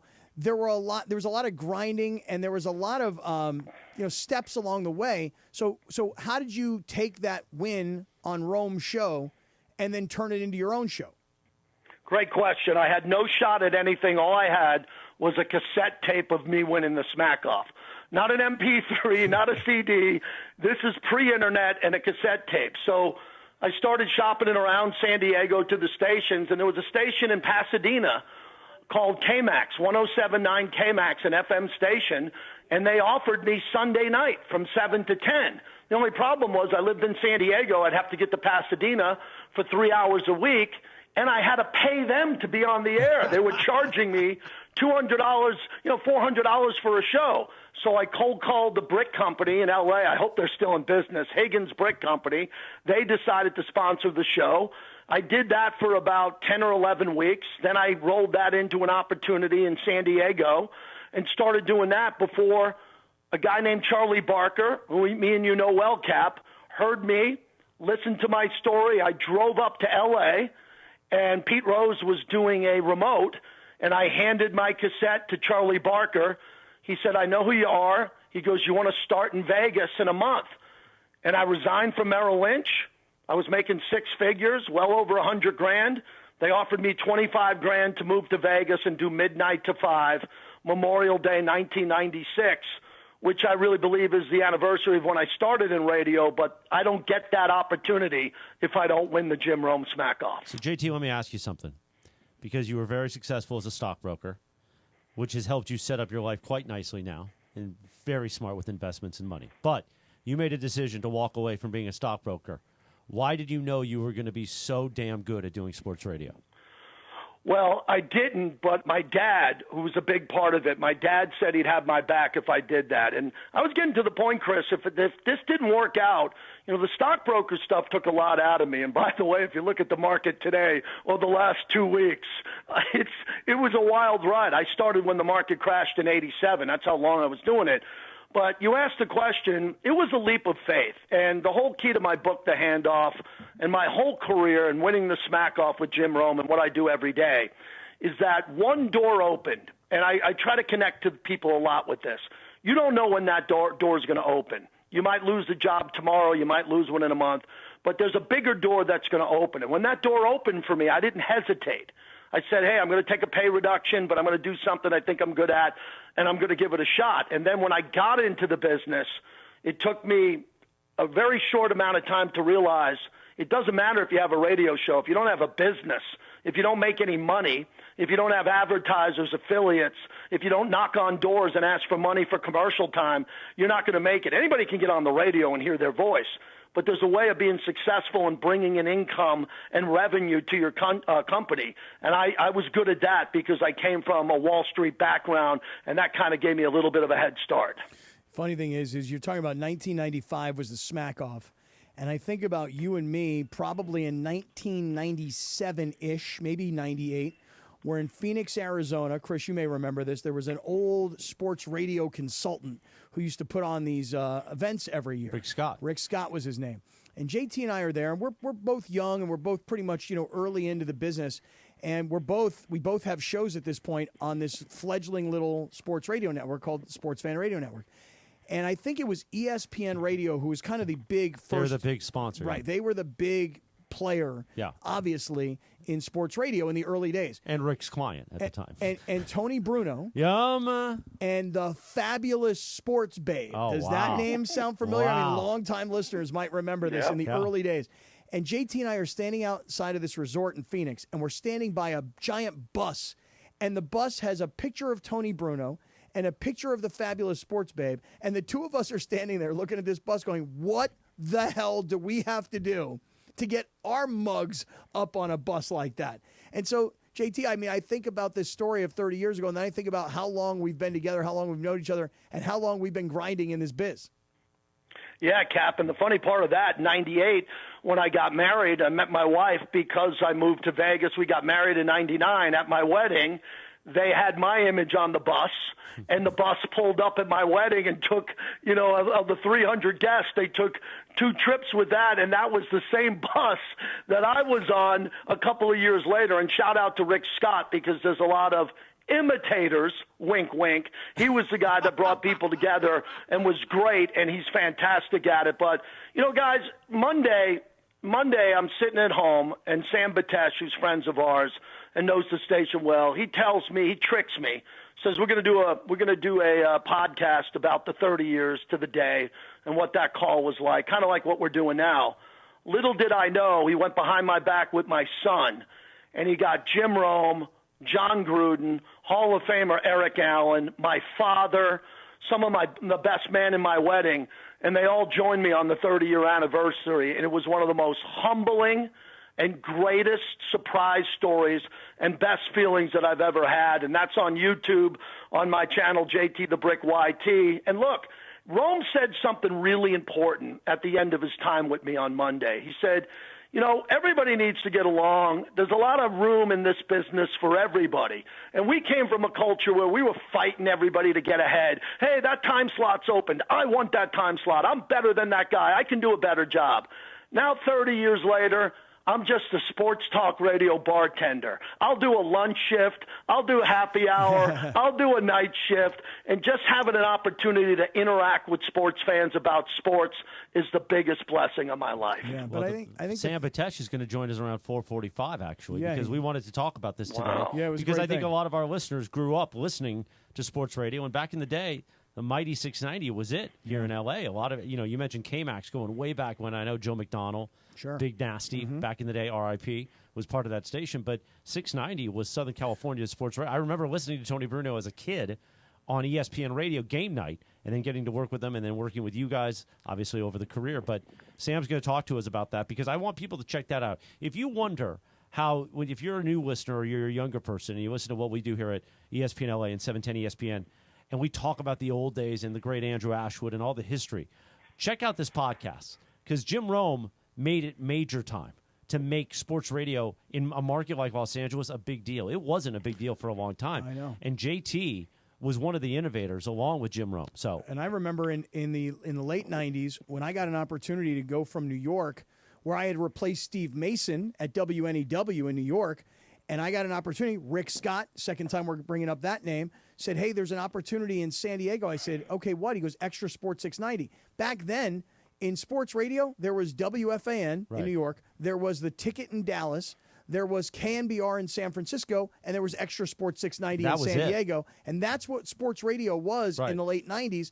And even though 690 was based in San Diego, it was very much an LA station. At one time, it had, I think, USC football. There was UCLA football. There was Kings hockey. Yeah. There was always LA teams on 690, even though the talk show hosts were down in San Diego. So when they said to me, you can come to San Diego, but you're going to be on the air in LA, I freaking moved my wife and my son cross country to get onto the airwaves of 690. And now, JT, here we are 25 years later, and the whole world has changed that we live in.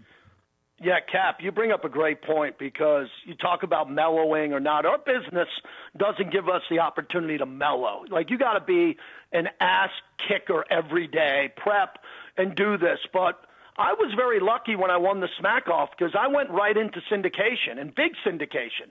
And I got lucky because overnights was the way to go, because those stations weren't going to pick you up at noon, 1, 2 o'clock. They had their own local guys. So I was on KMBR and WEEI and the Ticket in Dallas, and I met all these program directors, and some would have an impact in my life. And, you know, this might sound weird, but my whole career people said, well, you're a New Yorker. How come you don't want to do radio in New York? You know, and Mike and the Mad Dog, if you know who they are, they're by themselves. I've always said I'm better than every bleeping radio host that's ever been on in New York, other than maybe 1 or 2. I never wanted to be a local radio host. I always wanted to be national. I always wanted to have an audience that would hear me from Boston to San Diego, Seattle to Miami, and I got lucky with that. And now it's almost come full circle where you guys are doing a massive local show that you can hear nationally. I listen to your show in my car in Vegas, right in my car on the ESPN app. So if you have a podcast, a YouTube channel, a local radio show, a national radio show, as Jim Rome said, there's plenty of room for all of us. But I'm happy I was on the radio, man, in the late 90s, mid-2000s, earlys, because I don't think we're ever going to see a day like that again. This isn't get off my lawn stuff, but Rome was packing out 15,000 for his tour stops. We were getting 1,000 to 2,000 at every radio remote, and now our listeners are more valuable than ever because they have so many other options. So it's just great to connect on your station because I know how big it is. Yeah, right on, man. Absolutely, Brick. Give me the Raiders' name, DeAndre, because Brick is now the voice of the Raider Nation. We are finally back. You're back. Can we scrub last year? Can we forget my appearances? Do you know that since I last talked to you guys both, we got Pete Carroll, we got Tom Brady, we got Geno Smith. We're about to get Ashton Genty with the number 6 pick overall to control and run the ball. Raider Nation, unite. I've been preaching a long time, man, about this. I was preaching at the end of the river with no one there. Finally, the Raider Nation resurgence with Cappy, newest member of the Raider Nation. Time to jump on the bandwagon behind Geno and Pete. Behind Geno and Pete. In fact, JT and I just a few weeks ago had lunch in Manhattan Beach at what back in the old days, JT, was kind of Howie Ponchos. Long. Yeah, Ponchos. Howie Long's like main spot. Like all the old school LA Raiders used to hang out at this bar, Ponchos, in Manhattan Beach, right across the street from Sharky's, if you know where I'm talking about. Right. So yeah, Raider Cap is all in. Raider this year. Cap. Raider Cap. Well, follow Hey, JT. guys, Go ahead.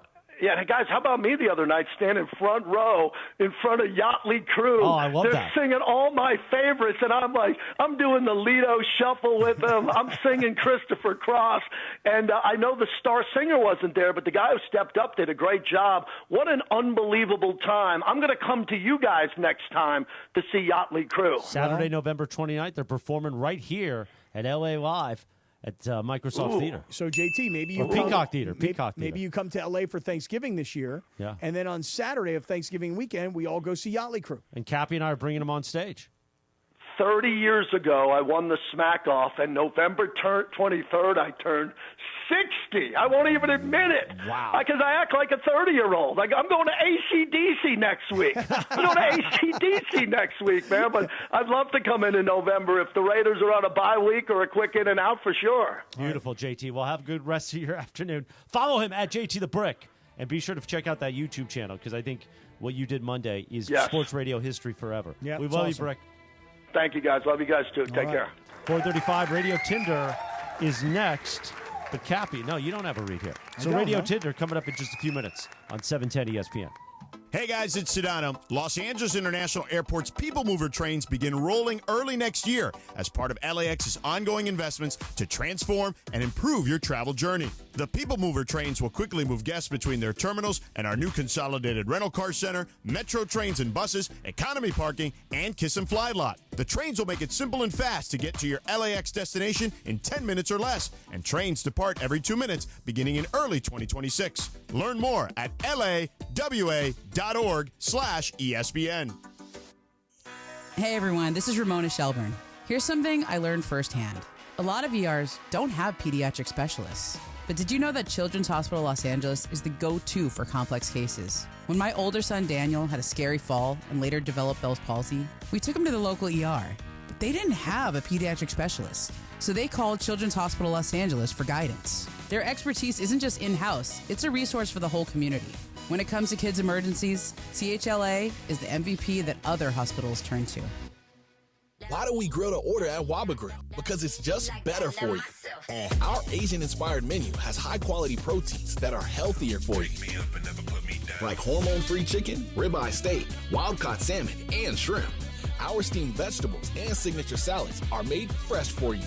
Our sauces are more flavorful for you, from sweet and spicy to fiery hot. Download the Waba Rewards app or order online at wabagrill.com. Waba Grill, it's for you.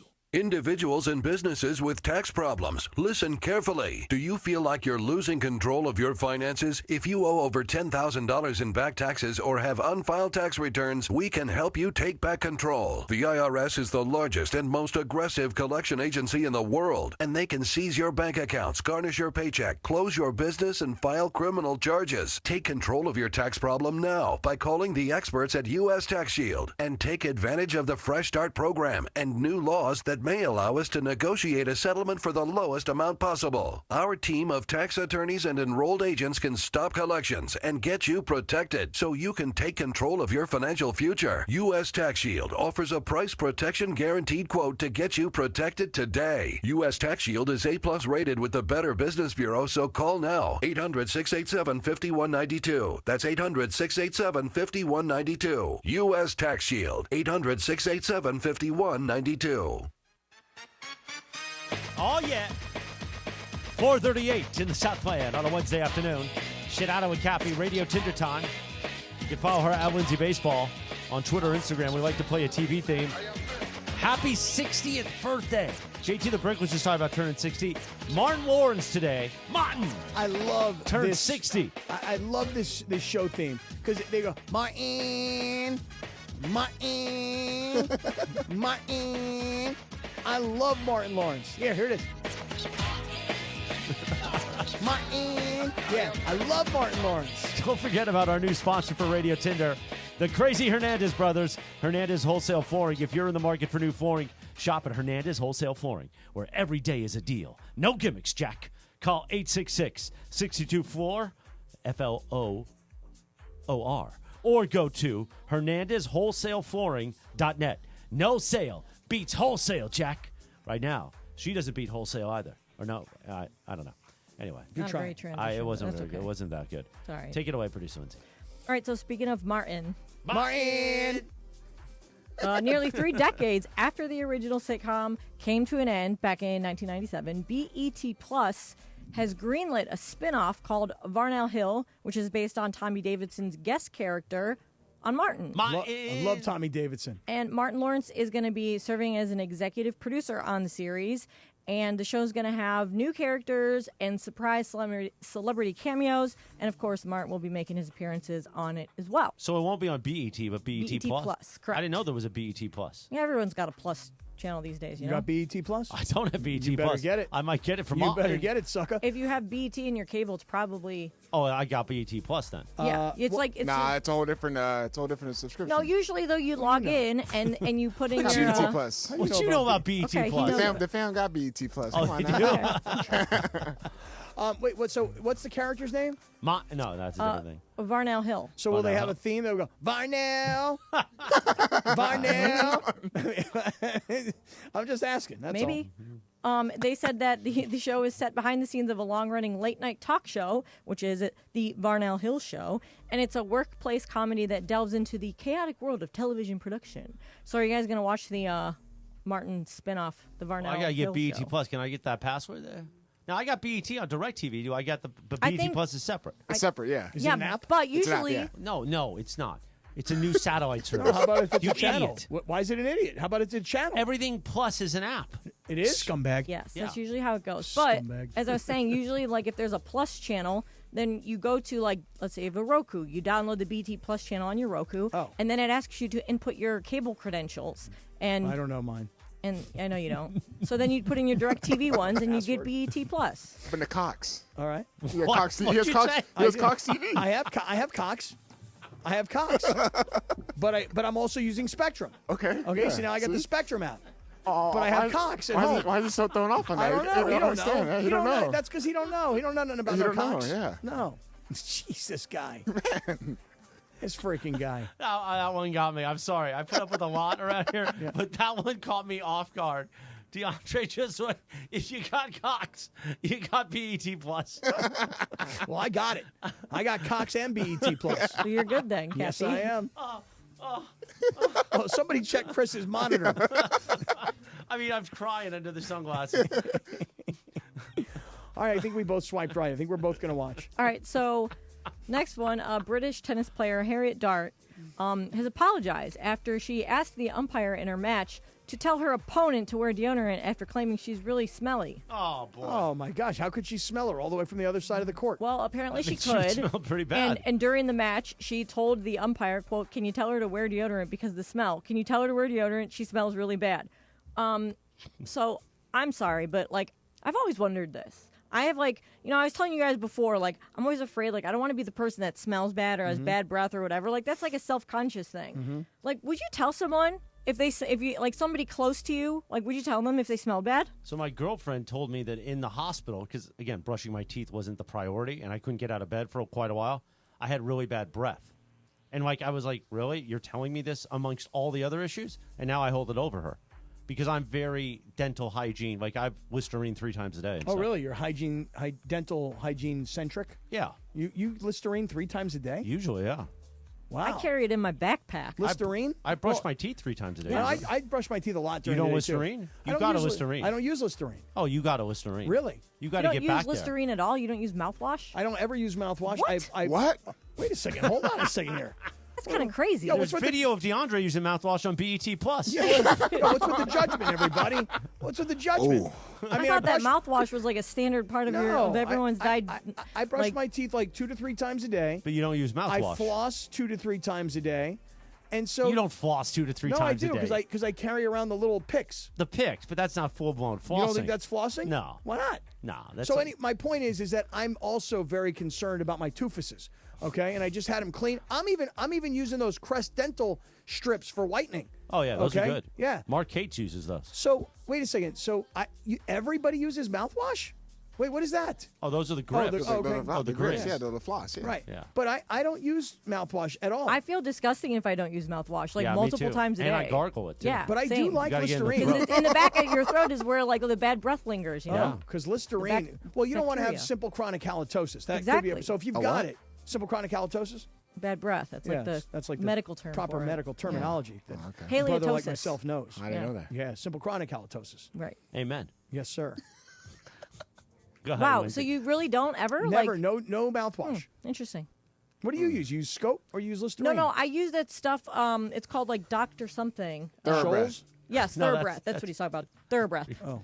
That's for your feet. Thoroughbreath. Thoroughbreath. That's really good. You Yeah. mean like the horses at Santa Anita? It's expensive. That's thoroughbred. Oh, nothing worse than the horse. All right. I don't use mouthwash. Maybe I'm disgusting. Maybe Did I'm we an get animal. Pepe his parking card yet? I got to work on I that. haven't heard Hey, anything Parker, about you it. use mouthwash? You do every day, really?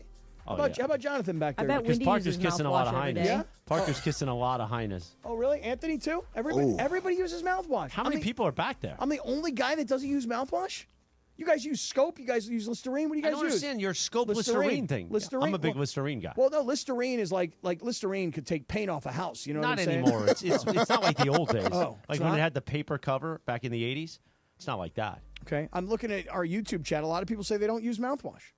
That's not That's like shocking. mind-blowing to me. Really? I feel like that's like a, I don't know, I guess I've always used mouthwash. You do it I feel like it's after you brush your teeth? Or Yeah, not before. Well, I actually do it before because I read something recently that a lot of times the harsher, like stronger mouthwashes actually kill the good bacteria that comes up from brushing your teeth. I don't know, but I use mouthwash like, if I'm... But do you ever do the pre-wash? Sometimes I use Yes. Plax. Yeah. You Yeah, use yeah. Plax first. Yeah, use it in Then your you water brush your pick. teeth. Mm-hmm. Oh, you put it in your water pick. Yeah, I do. That's interesting. I do. Do you have a water pick, Cappy? I don't. Oh, water pick's the best invention ever. And you can use it on other things, too. You know what I'm saying? Oh, really? Yeah. I did use mouthwash recently when I got my teeth cleaned by my dentist because she's like, I don't want to have to smell your smelly breath. Well, if she said you have smelly breath, then you might want to use it. Well, she just said, like, hey, this is standard operating procedure. But yet you still don't use it? I don't use it. But now that you know what? Hold on a second. You know what bothers me in this entire conversation is DeAndre's judgment. He's looking at me with this terrible disappointment. Like, but he also has a beautiful smile. He's Hey, like, what is Fudge, give wrong us a with thumbs up if you use mouthwash every day. He's like, you He's like, animal. yeah, man. You gotta use mouthwash, man. Yeah. You use mouthwash, Funchy? You use mouthwash? You're like, what? Yeah, Why are man. you Yeah, looking I at me gotta like this? use mouthwash, man. Listerine, real good. Yeah, yeah. Why are you looking at me with this disappointment? Like I'm a bad guy now. I'm not saying you're a bad guy. I'm saying like mouthwash should be into the dental, like treatment. How to keep your teeth clean and all that, man. Okay, all right. I feel like don't it's wanna just disappoint you, as DeAndre. important as flossing. It seems like it. I mean, I just, I feel like mouthwash is a staple. Okay. Funchy, do you use hygiene. mouthwash? Funchy don't use mouthwash. Do you use There's no mouthwash, chance. yes or no? No, I think he uses Every day. mouthwash. Every day. Every day. Yeah, man. Every day, What man. kind? Yeah, man. Every day. I could see Funchy using What mouthwash. kind? He said, what? Wow, I'm disgusting, huh? He said he uses Listerine. Listerine. I'm a Listerine All original right, I'm guy. buying Listerine. I'm buying it immediately. Oh, we got to keep going. Funchy, you use Listerine every day? He says he uses it every day. All right. Every day. Every 3 times a day. 3 times a day. Beautiful. Yes. How much is Listerine? It's expensive. Listerine, yes. Yeah, how Cool much? mints. What? Did you say Clinton Yates? He said cool mint. Oh, Clinton Yates tomorrow morning at 7. That's Radio Tinder, made possible by our friends at the Hernandez Wholesale Flooring. If you're in the market for new flooring, shop at Hernandez Wholesale Flooring, where every day is a deal, no gimmicks. Call 866-62-4 or go to HernandezWholesaleFlooring.net. No sale beats wholesale. Our friend Sam Batesh is going to join us next. We're going to talk about that JT the Brick special they did on Monday. And then Wendy's coming up. Wendy's on his way up because the Queen just sent me a message. She said, hey, you guys got Wendy coming on? I go, yeah. She goes, yeah, he's downstairs here at the ESPN building. I'm like, well, send him up. Cappy, tell us about our friends at Ocean Subaru. Okay, listen, Subaru. First, let's start with the brand. I have driven many different Subaru products, the Solterra, the Crosstrek, the Forester. They're amazing vehicles, spacious and sporty, and really the perfect vehicle for you who has an active lifestyle. If you're going to put a surfboard on top, if you're going to put a snowboard, skis, if you're going to throw soccer balls and footballs and baseball and softball equipment and the kids and the dogs and everything else, this is the perfect lifestyle vehicle for you. It's a Subaru, and the best place to get the Subaru products is Ocean Subaru of Fullerton. Omar, I've talked about Omar a lot, 20 plus years in the U.S. Army. We thank you, Omar, for your service. Omar is the general manager. He wants to take care of all the civilians, but oh, by the way, if you are active duty or if you are a veteran of the U.S. military, make sure you stop by and tell Omar you're in the house because he wants to take extra good care of you guys. They're super knowledgeable. Everybody there who works at Ocean Subaru, they know these products back and forth, and they're going to help you and your family get into the best Subaru for you. So let's talk about where to go. Ocean Subaru is conveniently located. It's 1100 South Euclid in Fullerton. It's right off the 91 freeway. You cannot miss it. It's right off the freeway. It's a big, giant, beautiful, very well-lit store if you're going at night. And if you need any prep work, you can go to Ocean Subaru, OceanSubaruOC.com. That's OceanSubaruOC.com for more information. And right now, Subaru features the A Lot to Love event. It is on. So Ocean Subaru of Fullerton is the place to be, where every journey starts with love. Steve Mason and John Ireland. Mason and Ireland, tomorrow at noon after Travis and DeMarco. We can learn a lot from elephants. We can. Ireland, do you have an elephant sound? That wasn't very elephant-y. Yeah, What's the key to doing that one? Your lips are closed? Closed, yeah. Yeah, I got to work on mine. The OGs of LA Sports Radio. That's Mason and Ireland. On 710 ESPN. Hey, Southern California, I'm Ty Pennington, the home guy. Teaming up with Pechanga Resort Casino to give away a brand new house. Imagine yourself in a 4-bedroom, 3-bathroom home in incredible Temecula, California. All you need to do is play your favorite slots or table games at Pechanga Resort Casino. The more you play, the more entries you earn. Visit Pechanga.com or call 888-PECHANGA for complete details on Home Sweet Win. Rules and conditions apply. Go to Pechanga.com for more details. Thinking about selling your home? Seller's Advantage makes it easy. No agents, commissions, open houses, or costly repairs. They'll give you a fair cash offer with no surprises. One seller said, and I quote, "Seller's Advantage was faster, easier, and more rewarding than listing my house. The offer matched my expectations, and the process was stress-free." Call 888-390-AS-IS or visit sellersadvantage.com for your free cash offer. DRE number 01961658. Don't worry, sell happy with Seller's Advantage.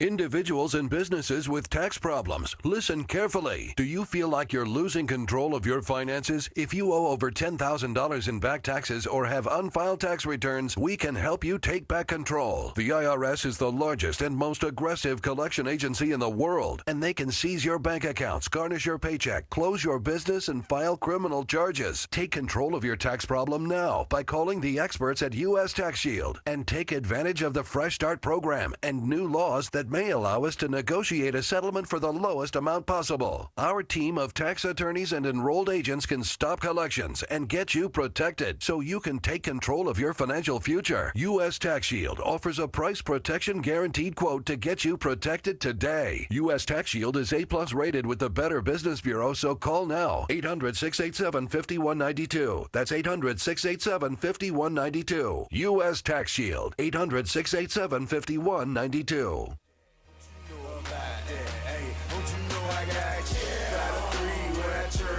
8 minutes in front of 5 o'clock. Sedano and Kap, your Wednesday afternoon drive home. Today it's Morales and Kap right now. Sinaj, he's covering ESPN basketball tonight, right, Kap? I think so. Coming about 15 minutes. The great Brian Windhorse is going to be in studio with us. We're not only going to talk about Colombo, I'm going to ask him about this beef Sedano has with Rizzo and ESPN Cleveland. Oy vey. Yeah, we're going to get into that. You're going to put Windy in the middle of that? I might. What are you playing there, DeAndre? This is T.I. What you know? What you know, Cappy? Well, that's the question. What you know about T.I.? On this day back in 2006, the number one R&B song, T.I., what you know? Well, we know that JT the Brick, because we just had him on a few minutes ago. Not April, but Good Friday, which was in April in 1995. He created sports radio history by becoming the first ever smack-off winner on the Jim Rome program on Premier Radio Networks. Then he became a superstar. Another superstar in our business, friend of the show, one of my friends. He's been in studio with us. The great Sam Batesh is on hold. Right, Lindsay? Okay. Sam Batesh, good afternoon. How are you? Wow. All right. What's up, Sammy? Oh, wow. I mean, does the day get any better than this? I am excited to be here with the two of you. The only thing better, of course, would be sitting right there in studio with the two of you. How come you didn't come in? Yeah, you should have come in. You know, I almost died. You could always come and say hello.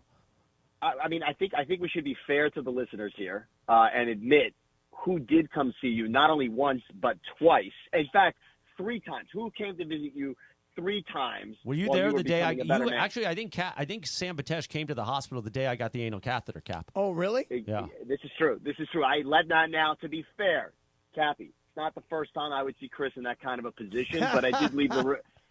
But I did leave the room for that one. On that day with his parents, I left the room for that one. Let me tell you something right now. If the doctor walked in and goes, "Hey, guys, listen, you're probably not going to want to be in here. We're about to insert an anal catheter to Christopher here," I would be like, "Yo, Doc, you mind if I stick around a little bit? I want to."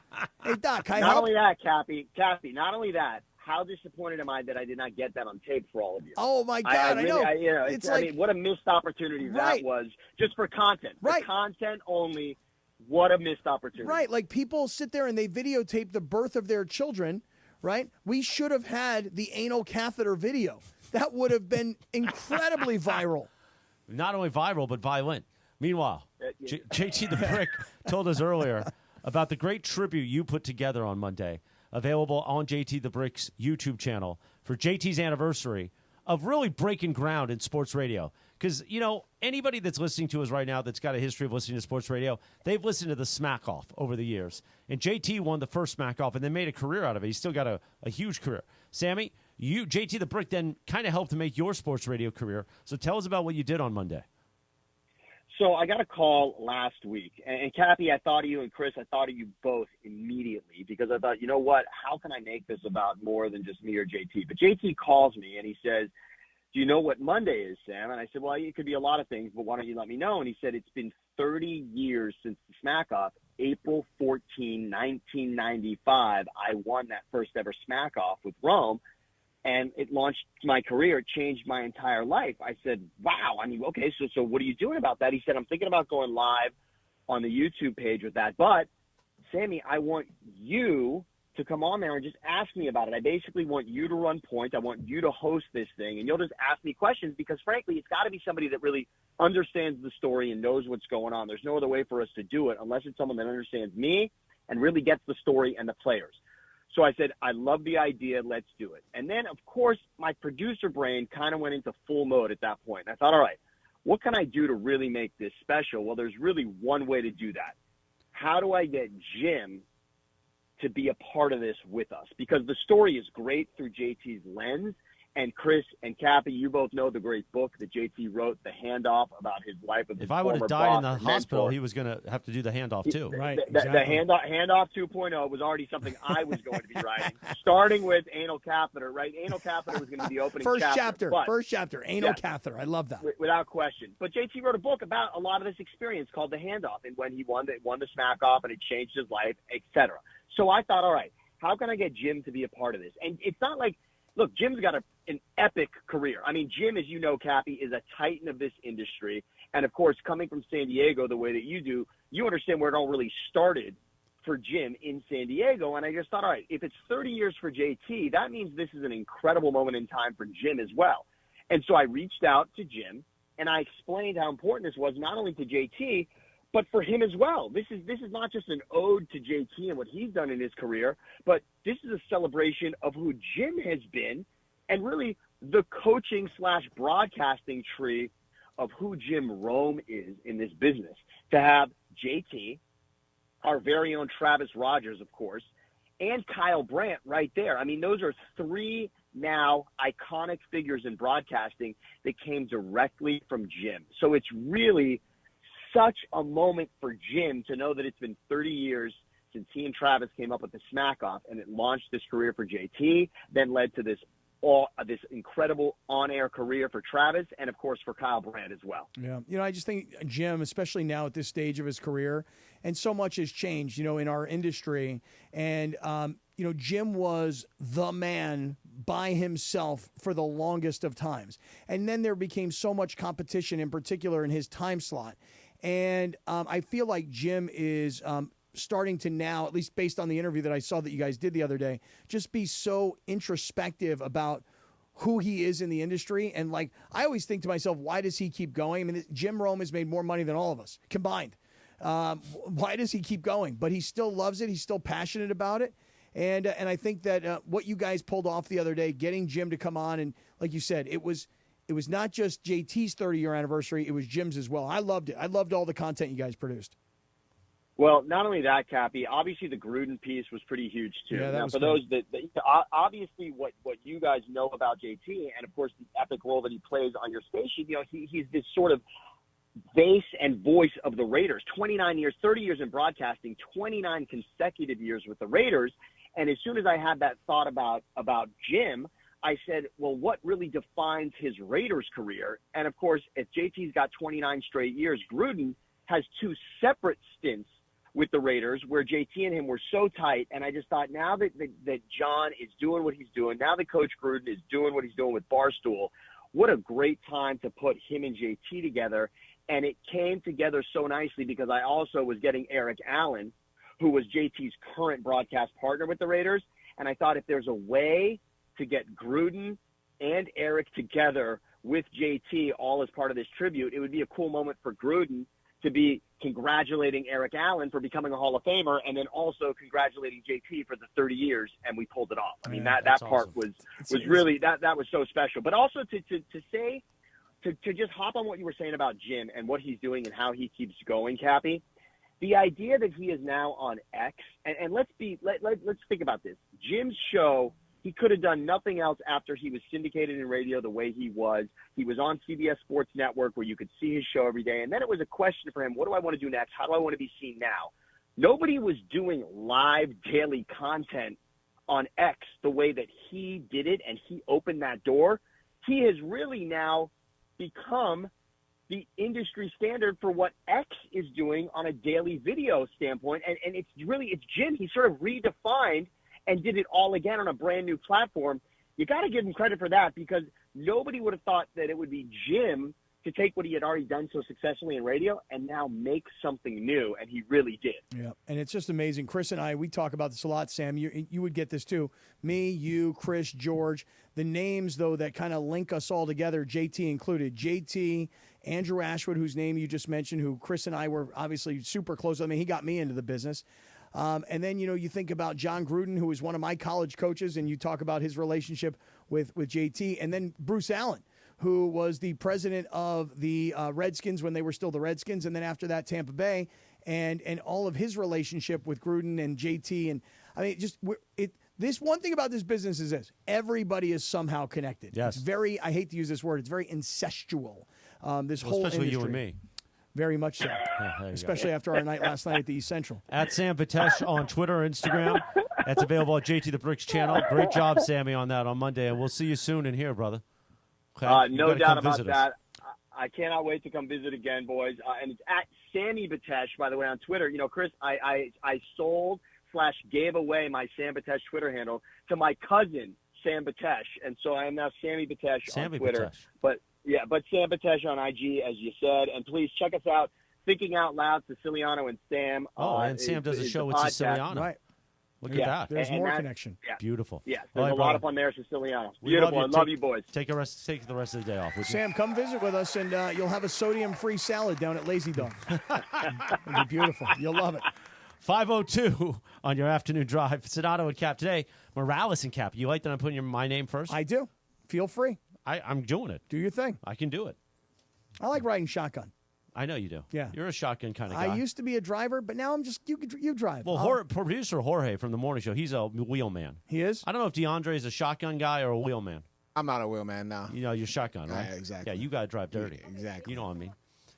Hey, Wendy's getting ready to come in. Brian Windhorse is going to join us next as we kick off 30 minutes nonstop. Thanks to Real Father's Rights. That's next in just a few minutes right here on 710 ESPN. Hey, guys, it's Cap. Here's the scenario. Your home is flooded and the damage is severe. Now it feels like your insurance company is turning on you. They won't approve a replacement living arrangement, and the adjuster leaves you in the lurch. Take a breath and call Avner Gat, one of Southern California's largest public adjuster firms. Avner Gat knows how to fight back when your insurance company makes you feel like a criminal, leaving you with no hope of getting into your home and getting it all back together. With decades of experience and a passion for helping people, Avner and his family take the call themselves. So whether you have a toilet overflow, a broken water line, a burst supply line, a broken fire sprinkler, whatever the water damage is, you call Avner Gat today at 818-917-5256, or you go to avnergat.com. It's 818-917-5256 or avnergat.com. You call, Avner answers, he says hello. Your claim is our game. avnergat.com. You ever try fixing your car and realize you're missing that one part? Yeah, been there. That's why eBay's my go-to. They've got millions of parts, guaranteed to fit. I'm talking brake pads for when yours have seen one too many miles of stop and go. Oil filters, because you don't mess around with your engine care. Even got this cold air intake on my watch list. I might just go for it. To keep the ride cool and your DIY streak hot. Find all the parts you need at prices you'll love. Guaranteed to fit every time. eBay. Things people love. Eligible items only. Exclusions apply. The sports calendar is heating up, and with ESPN Bet Sportsbook, you can go from checking news to stats to placing bets in a couple of taps. Stream games, bet live, and get exclusive offers when you link your ESPN account. Right now, you can get $100 in bonus bets when you make your first $10 wager. Download the ESPN Bet app and sign up with promo code USL to get started today. Must be 21 or older. Gambling problem? Call 1-800-GAMBLER. Terms and conditions apply. See app for details. Offer not available in New York. This is the city, Los Angeles, California. It's 5 p.m. in the Southland. Turn it up, man. Time to blow that 5 o'clock whistle with Sedano and Cappy. That's right, it's the 5 o'clock hour on Sedano and Cap. And it's time for 30 minutes non-stop. Sedano and Cap on 710 ESPN. With fun and frivolity, tomfoolery and hijinks, and Cappy doing his thing, thanks to our friends at Real Father's Rights. Real Father's Rights, the father's rights attorney. Visit RFR710.com or call 833-ESPN-710. Let's do it, 5 o'clock in the Southland. 30 minutes of non-stop Sedano and Cap starts now. You ready for this? And time for the Real Father's Rights 5 o'clock hour on 710 ESPN. Let's do it, Jack! Bing, ba-dum-bum, yeah. Ding, doo-da-beep, ba-da-bop, ba-da-doom, da-dum. 5 o'clock at the Southland. Sedano and Cap is on your radio. You can open your ears to something entertaining from 710 now. Because Brian Windhorse is in studio. The great Brian Windhorse. Not that we weren't entertaining earlier. No, we were kind of killing it, actually. I think we were. I forgot to wear my sunglasses. Oh, you want some? You want some? He's got blenders. I got plenty of pairs in my office. Okay. I can go get some for you. No, I'm good. He looks very cool. Here's Morales the thing. does look cool. Windy, the last time I saw you, it was before I almost died. And then I almost died, and now we cover my eyes. Oh, my God. Now, Wendy, have you heard about this? No. Okay, you want to hear what happened to this guy? Do I want to hear? You do want to hear. I mean, you want to hear. So we were having dinner downstairs about, I don't know, it was about 3 months ago, I guess. No, at this point, yeah, late January. Yeah, so we're having dinner one night, and we're walking across the street to the hotel. And he is like huffing and puffing, man. I'm like, Chris, you're not carrying like 500 pounds of weights. What's going on, man? You don't sound good, right? And I would say maybe the next day. I started swelling in the morning, like getting swollen. And that had never happened. Come to play it all out, I had congestive heart failure. Oh, God. Went into the ER, was in the hospital for a week. They're getting the fluid out. And then over the weekend, I went into seizures because I had had strokes during that week. So the moral of the story, we actually made Cappy check his blood pressure earlier. And the moral of the story is get yourself checked out. But yeah, it was a tough few months. Almost Cappy came down to visit me because he thought if Morales dies, there's no way I'm getting a new contract. He was right. See if you could sign off on it. Yeah. Before I actually brought him the physical paperwork. I'm like, listen, before you die, sign this. Man, well, I'm glad to see you. And well, I'm glad to see you because you're my a few people here have had heart issues in the other side of the building, and I call them my cardiac brothers. But you, my friend, are my Columbo brother. Did you watch Columbo and you were in your convalescence? No, because I couldn't get it's tough because that I couldn't get Peacock in the hospital, so I just watched you a lot on ESPN. I saw a lot of your. Sorry. No, it's okay. I'm so sorry. Watched a lot of TGL. The Four Nations hockey thing was going on during that time. That was a big deal. Yeah, it was a big deal. Yeah. But now we can talk Columbo because Look how much weight this kid lost, by the way. Look how much. He looks fantastic. fantastic. It was all fluid. Yeah. I'm stunned that he looks good. I'm stunned that you went through this. How many strokes did you have? 3 strokes, 4 seizures. 4 seizures. That's a hell of a stat. I mean, that's not exactly bad, right? Like, if you hear of a player that has 3 points and 4 rebounds, that's what he had. 3 strokes and 4 seizures. That should get you a max deal. Right. Well, it did. I don't think that they wouldn't let me die over at GKB. They're like, you're good? You're good? You're good? Okay, he's good. Will you be in on Monday? So here he is, Wendy. Before we get to NBA, I want to talk more about GKB because you appear on GKB Cleveland, ESPN, the great WKNR. And here's the thing. We love Riz. You know who really loves Riz is producer Lindsay Baseball. Yes. But Sedano has He goes back way further with Riz than I do, just so you know. Okay.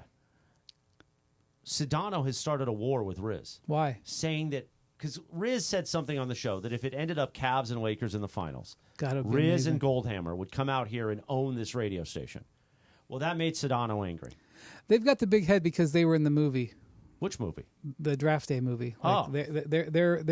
They're all the way through the movie. They're like the radio voice. Like I didn't know when Kevin Costner is in his car, like they're listening to them throughout the whole movie. They've never been the same since they were in that Interesting. movie. Well, Cap, you haven't been in a movie. No, I haven't. You're in those stag films, but that's something else. Hey, listen, that's a different deal. I do want to be in a movie. As a matter of fact, I've been watching. Have you seen the show Running Point? Yes. Have you watched it? Yes. I think it's very cute. I think it's very funny. So, like, Rich Eisen is in the show as Rich Eisen, but he plays, like, in a more exaggerated version of himself, like a much snarkier version of himself. And then they have, like, this guy who's, like, supposed to be doing this podcast, you know, and he's, like, the aggressive guy that really pisses off the owner. And I look at that stuff, and I'm like, I want to do that. Like, I do. I want to do. Have you ever been in a movie? No. Do you want to be in a movie? Sure, why not? Yeah, me too. That's what I want to be in a movie. You derailed me. Now, well, hold on. Now, the thing is that about Running Point, you know who's in there as well, is John Ireland. His voice is the voice of the team, the LA Waves, throughout the entire series. As it should be. I didn't know Riz had a big head because he was in the movie. We didn't even know he was in the movie. So Sedano basically said he's got more talent in his pinky finger than Riz and ESPN Cleveland does. Oh, my God. That's what he said. On Brian. YouTube? Maybe more than the pinky, but you know, there's some. You know, he's a hot-headed Cuban kid. Not only that, That's Sedano. he's also one cocky SOB. Well, here's the thing. It's really not an LA Cleveland thing. It's really a Miami Cleveland thing that's going on. That's what I think too, because it's always when the Heat are brought into That's it. You know? not that wound is never healed. No, it's true. It keeps leaking. Wow. Sedano's got a leaky wound. He does he? Yeah, Really? Just like when. Never mind. We won't get into that. The fluid's coming out of him too, huh? Maybe. Is that really the case? The great Brian Windhorse in studio with us. Now, Windy, it's a big deal that you visited us when Sedano's not here, at least in my opinion. Right? I enjoy this seat.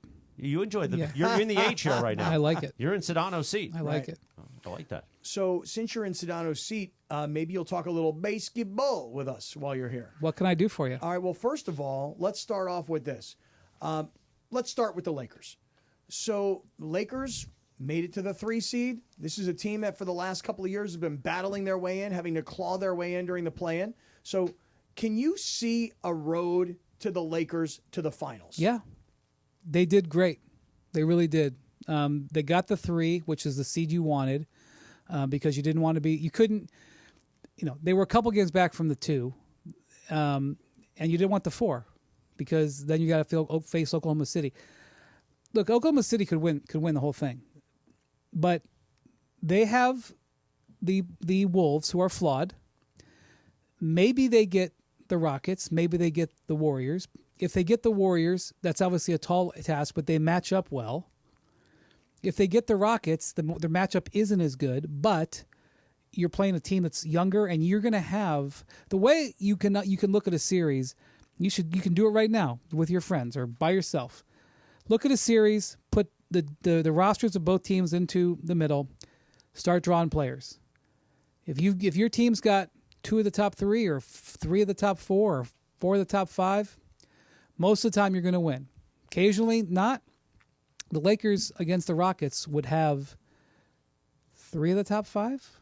Okay, what about the Lakers against Minnesota? They still have 3 of the top 5? Yeah, I think so. I think so. And home court, which is so important because they're great here. And, you know, if you were able to get through those 2 series, which you're going to have to play great, you know, you know, to me, the hottest team in the West is the Clippers.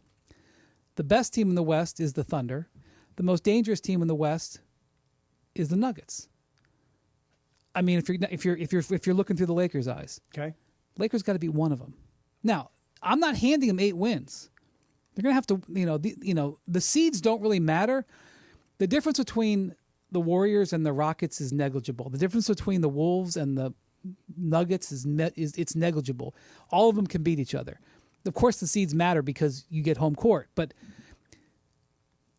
6-3, like it's not normal. It's not, it's not an imbalance in terms of talent. But the Lakers got into a spot. Like, I don't think there was a good spot to get in the West playoffs. It was always going to be tough.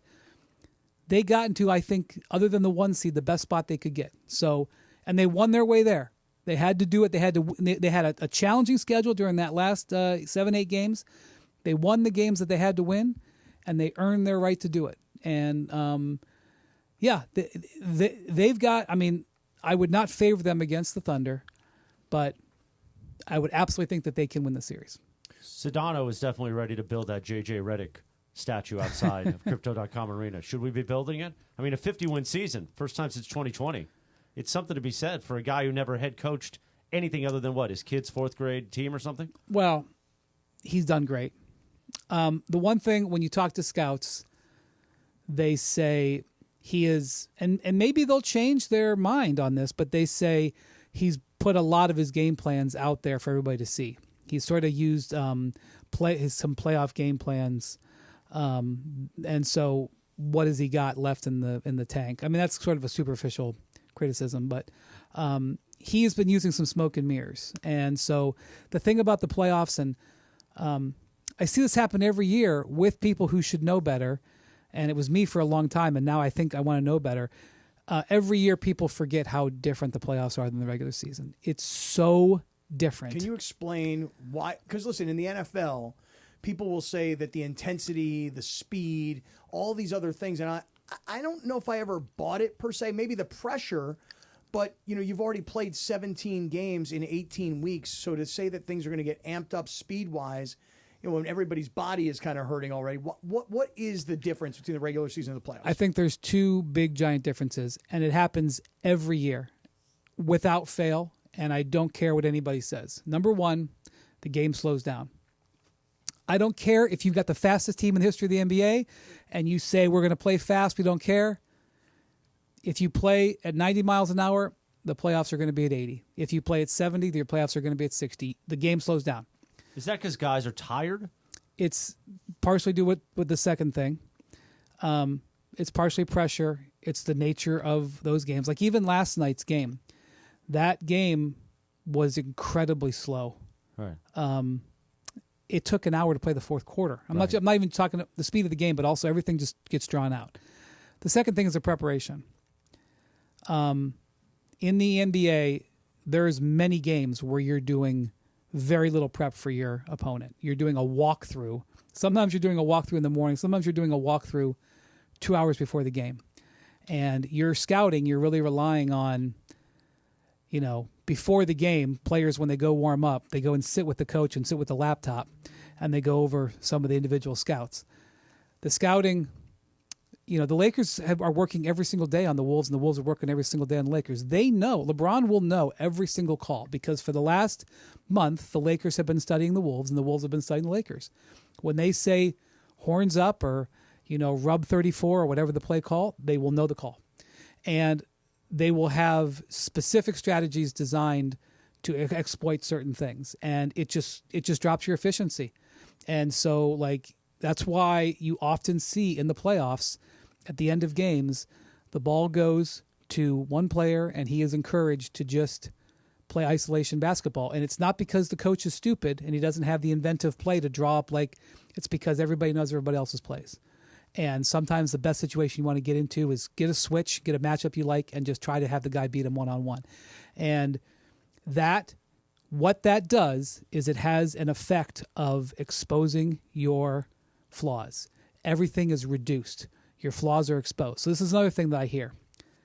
I'm going to play 10 men in the playoffs. We're going to have a 11-man rotation. No, you're not. I'm not saying in game one you're not going to have... You may put 10 guys out there in game one. You get to game 6, especially 5, 6, 7. You play 8 and trust 7. Sometimes you play 8 and you trust 4. Oh. Okay? Now, I'm not saying a ninth gentleman is not putting his foot on the floor. Right. Or your whatever. I'm telling you, I don't care what anybody says in April. When you get there, then this is Pat Riley's line. You play 8 and trust 7. I'll go back to the 2016 finals, the 73-win Warriors. By game 7 of the finals, Steve Kerr only trusted 4 guys. Right. He couldn't find a 5th guy. Okay? And you would never have said that in April when they started. You would have said, no, this is the greatest team in the history of the world. They've got this guy, this guy, this guy. This guy's going to do great. I'm sorry. This happens in baseball too. In baseball, you get in the playoffs, there's certain guys in the lineup, like you see the 6, 7, 8 guys, you're like, well, we ain't getting hit this inning. Mm-hmm. Or even guys, pitchers 4 and 5. You're like, hey, we got to get through with these 3 guys. Right. That reliever who was doing fine in August, he ain't pitching. Mm-hmm. Happens in baseball too. It's very comparable to baseball. You get deep into a playoff series, maybe you got 4 guys who you think can get a hit. Okay, maybe one guy, he's 2 of 16. So occasionally, obviously it happens. He gets to bat and occasionally he'll hit one. But this happens in the playoffs. And again, not in game 1. I'm not saying on Saturday that it won't look like that. But when it gets tight, things get reduced. And so, coming back to JJ, he will have flaws exposed. Every coach will have it exposed. So Sedano ain't going to like that you said that. Before everybody is prepared to build the statue, know that JJ is probably going to screw up. He's also going to do good stuff, but JJ is probably going to have moments where he screws up in the playoffs. That's not a criticism, that's just a reality. But the crowd ain't going to be chanting out fire the Nico like they did in Dallas, right? That's true. Yeah. What, by the way, since I haven't seen you guys since then, maybe the biggest series of disasters, perpetuating disasters, watching Luka put up 45 after weeping. It was tough. Great. God, it was great. And he comes out yesterday and says, I have no regrets. Yeah. Well, to make matters worse for Dallas, as you talk about a series of disasters, not only did they down on him, and when I say down on him, I mean personally, professionally, in every way they could have. When they made the trade, he's fat, he's sloppy, he's not a team guy, he smokes too much hookah, he drinks too much beer. He's not part of what we do anymore. We don't want him. And when they hosted the Lakers about a week and a half ago, and they are having this tribute video, it's like, you guys said such terrible things about him on the way out the door. I know. Now you're celebrating him like you loved him, and then he's crying. He comes out. He goes on fire, especially in that first quarter, and then winds up scoring 45 points. But Mike Breen, during the broadcast, says, oh, yeah, there's Anthony Davis. He was the other side of this trade. And that night, not only did Luka score 45, but AD only scored 13. And LeBron played defense against him and really shut him down. I almost thought LeBron intimidated him, frankly. So it was not only the Luka performance, it was combined with the terrible performance by Anthony Davis. AD needs a big game tonight. You know, all the Lakers fans know the story with Domantas Sabonis. He lost. He went 0-10. Now he won the last 4 against him. Lakers finally got some wins against Sabonis recently. AD needs a big game tonight, because he didn't have a big game last week or whenever it was, on the 9th or whatever it was. What if AD just stays outside like he did in that game and doesn't go inside and just becomes a 3-point shooter or pretends he's a 3-point shooter? Well, all you've night seen long? it before, but I mean, we've seen it a lot out here. AD is a great player. He's just not Luka. I mean, like that's just reality. And now the general manager from Dallas, like hand-picking who can come into this press, event that he put on. I mean, like he's going to censor the media, and then his whole story of we still don't have any regrets. Defense wins championships. Anthony Davis is a much better defensive player, and a lot of the ESPN colleagues were in there going, yeah, but here's the data that says that you're kind of actually wrong about defense winning championships. Well, defense does win. That's true, but they had good defense last year. I think they were like second in the league in the playoffs in defense. Luka actually played really good defense down the stretch of last season, the last 20 games. When they made the trades, I don't want to go into a bunch of Mavericks analysis, but they were good defensively. And then in the summer, the guy who's now saying defense wins championships to the point where he traded a generational player, they let Derek Jones Jr. walk, who was arguably their best defender. Ask the Clippers how that's going. It was a tremendous signing. And they let Derek Jones Jr. walk so they could sign Klay Thompson, who, before he got injured, was an excellent defender. And if you had gotten Klay Thompson 7 years ago and said defense wins championships, that would have been true. But Klay Thompson, you downgraded on defense to sign an offensive player. You know how I know this? Because the Warriors stopped playing at the end of games last year because he couldn't stay in front of his man. And I mean, that's not an insult to Klay. He got hurt. He's blown out his legs and he's past his prime. But that's disingenuous to say that you're going defense first when you took your best perimeter player that helped you get to the finals and then swapped him out for Klay. So he also said in that, and look, it seems like Tim McMahon, who lives in Dallas, covers the Mavericks for us. He said that Patrick Dumont, the owner, made Nico Harrison do this press conference. So when you understand that, you start to maybe try to understand the way he approached this more. But he said, so I kind of feel bad for holding what he said to the light, but I can't help it. He said, well, we showed in those 2.5 quarters that we had a great team. He's talking about AD's first game where he Mhm. played 2.5 quarters and Right. then got hurt. Right. And apparently you could have heard a pin drop in the room. But 2.5 quarters. What do you? It would have been preposterous if he said 2.5 weeks. It would have been borderline if he said 2.5 months. But okay, 2.5 months. He said we had that great team for 2.5 quarters. Insane. I know. Oh my you just God. talk about covering for an ownership group. That's why he gets paid what he gets paid. Hey, listen, I'm the one who has to take it. And if I'm Nico Harrison, I'm the one who has to stand in front of the media. I'm the one who has to catch all the arrows because I'm the cover for ownership. And that's what he is. You're right, Cap, but here's the thing. And I've talked with Bob Myers, and I've talked about this on television. Bob Myers is listening to Bob Myers, like just sitting in a room listening to him. It's like a master class. And I agree with this. Okay, they decide they don't want to pay Luka Doncic.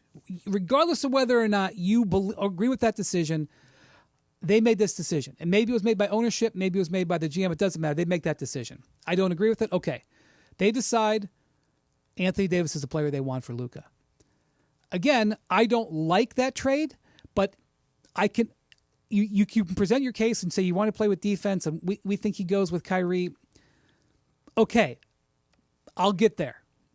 You can get me there. But the trade doesn't make sense. You can't do that trade and not get Austin. Not people who are saying, well, they should have gotten the draft pick and they should have gotten the pick swap. I'm like, dudes, I don't know who the draft pick and the pick swap are. I know who Austin Reeves is. And not only that, Austin Reeves has arguably a top 5 value contract in the league. Okay, if you want to argue that Jokic has a value contract because he should make $100 million, okay, maybe it's top 10. But it'd be one thing if Austin Reeves was making $30 million and they said, look, we can't afford Kyrie Irving, Anthony Davis, and Austin Reeves. You can't have all these salaries. That would be one thing. Austin Reeves is making like $14, $15 million. He is if the All-Star game was done at the end of the year and not in February, he would have been an All-Star. Okay? You can't not get him. You can't. And, like the story that I was told was, they asked and it came down from, I'm sure Rob felt the same way, but it came down from Jeannie. We're not trading Austin. Cool. Good luck to you. See you at the draft. Like, you're not getting Luka then. Mm-hmm. And so to me, even though I think that the idea to trade Luka was flawed, the bigger sin is what they got in the trade. And so the owner may have wanted to trade Luka, but he didn't do the negotiation. And you know what? Like, the Lakers kind of feel bad about it. The Lakers don't like Nico getting mocked because they don't like they don't want to do a victory lap because they feel bad about it. But they feel bad about it because they know they robbed them. Mm-hmm. So with that question in mind, if Luka and the Lakers are in the NBA Finals, is Nico gone? This is going to be a fantastic situation, an unbelievable situation, because on one hand, you're trying to support. You have to support your executive. If you don't support your executive, you have nothing. Right. On the other hand, I was talking to somebody in the league today, and he said the pressure that Dallas is under is not basketball pressure. It's brand pressure. Like, their brand is under assault. Like, people are evaluating their brand now. And I don't think the press conference yesterday helped the brand, which is what they were looking for, I think. It's interesting you say that because the brand is what they sell. And I know that the Dallas community, the fans and the business community that supports the Mavericks are all angry at the organization for everything you just documented. And if the Lakers make a championship run and if the Mavericks perhaps don't even make it in, not only do you have a problem with your fans who may not want to buy the tickets or the merch or anything else, you may have a whole business problem with local companies not wanting to be affiliated with your brand. So Rick Welts, who is their CEO, who is in the Hall of Fame, he just got hired as CEO within the last 4 months. He came up with the idea for All-Star Weekend. He built the Chase Center in San Francisco. Mm-hmm. This guy is a legendary he's not a basketball executive, but like a business operations guy. He's in the press conference, I think, because they were looking for a steady hand in the room. But you're giving him you're saying this plane is on its way down, save us. Mm-hmm. And he said that their season ticket renewals were 75 to 80%, which I have no way of checking it, so I'll choose to believe him. But in talking to people in Dallas, they're like, well, that may be true, but they haven't had 75% of the seats full other than the Laker game since that happened. Wow. So they can say whatever they want, but there's no doubt there's been an erosion. And that fan base was first off, Dallas is a massive market. And the Mavericks generally have been competitive for 25 years. There's been some down years, but they've been a playoff team almost every year.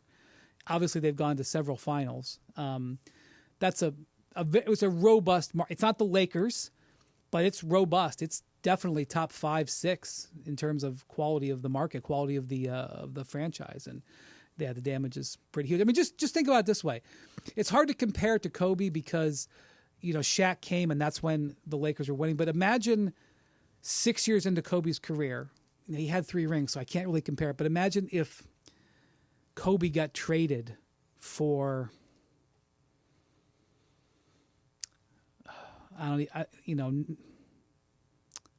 name your center. I mean, imagine if Kobe got imagine the love that this community had for Kobe, when he was 25. Imagine him. Kobe pre-championships or post-championships? Well, it's hard to compare because the Mavericks don't have any. Obviously, right.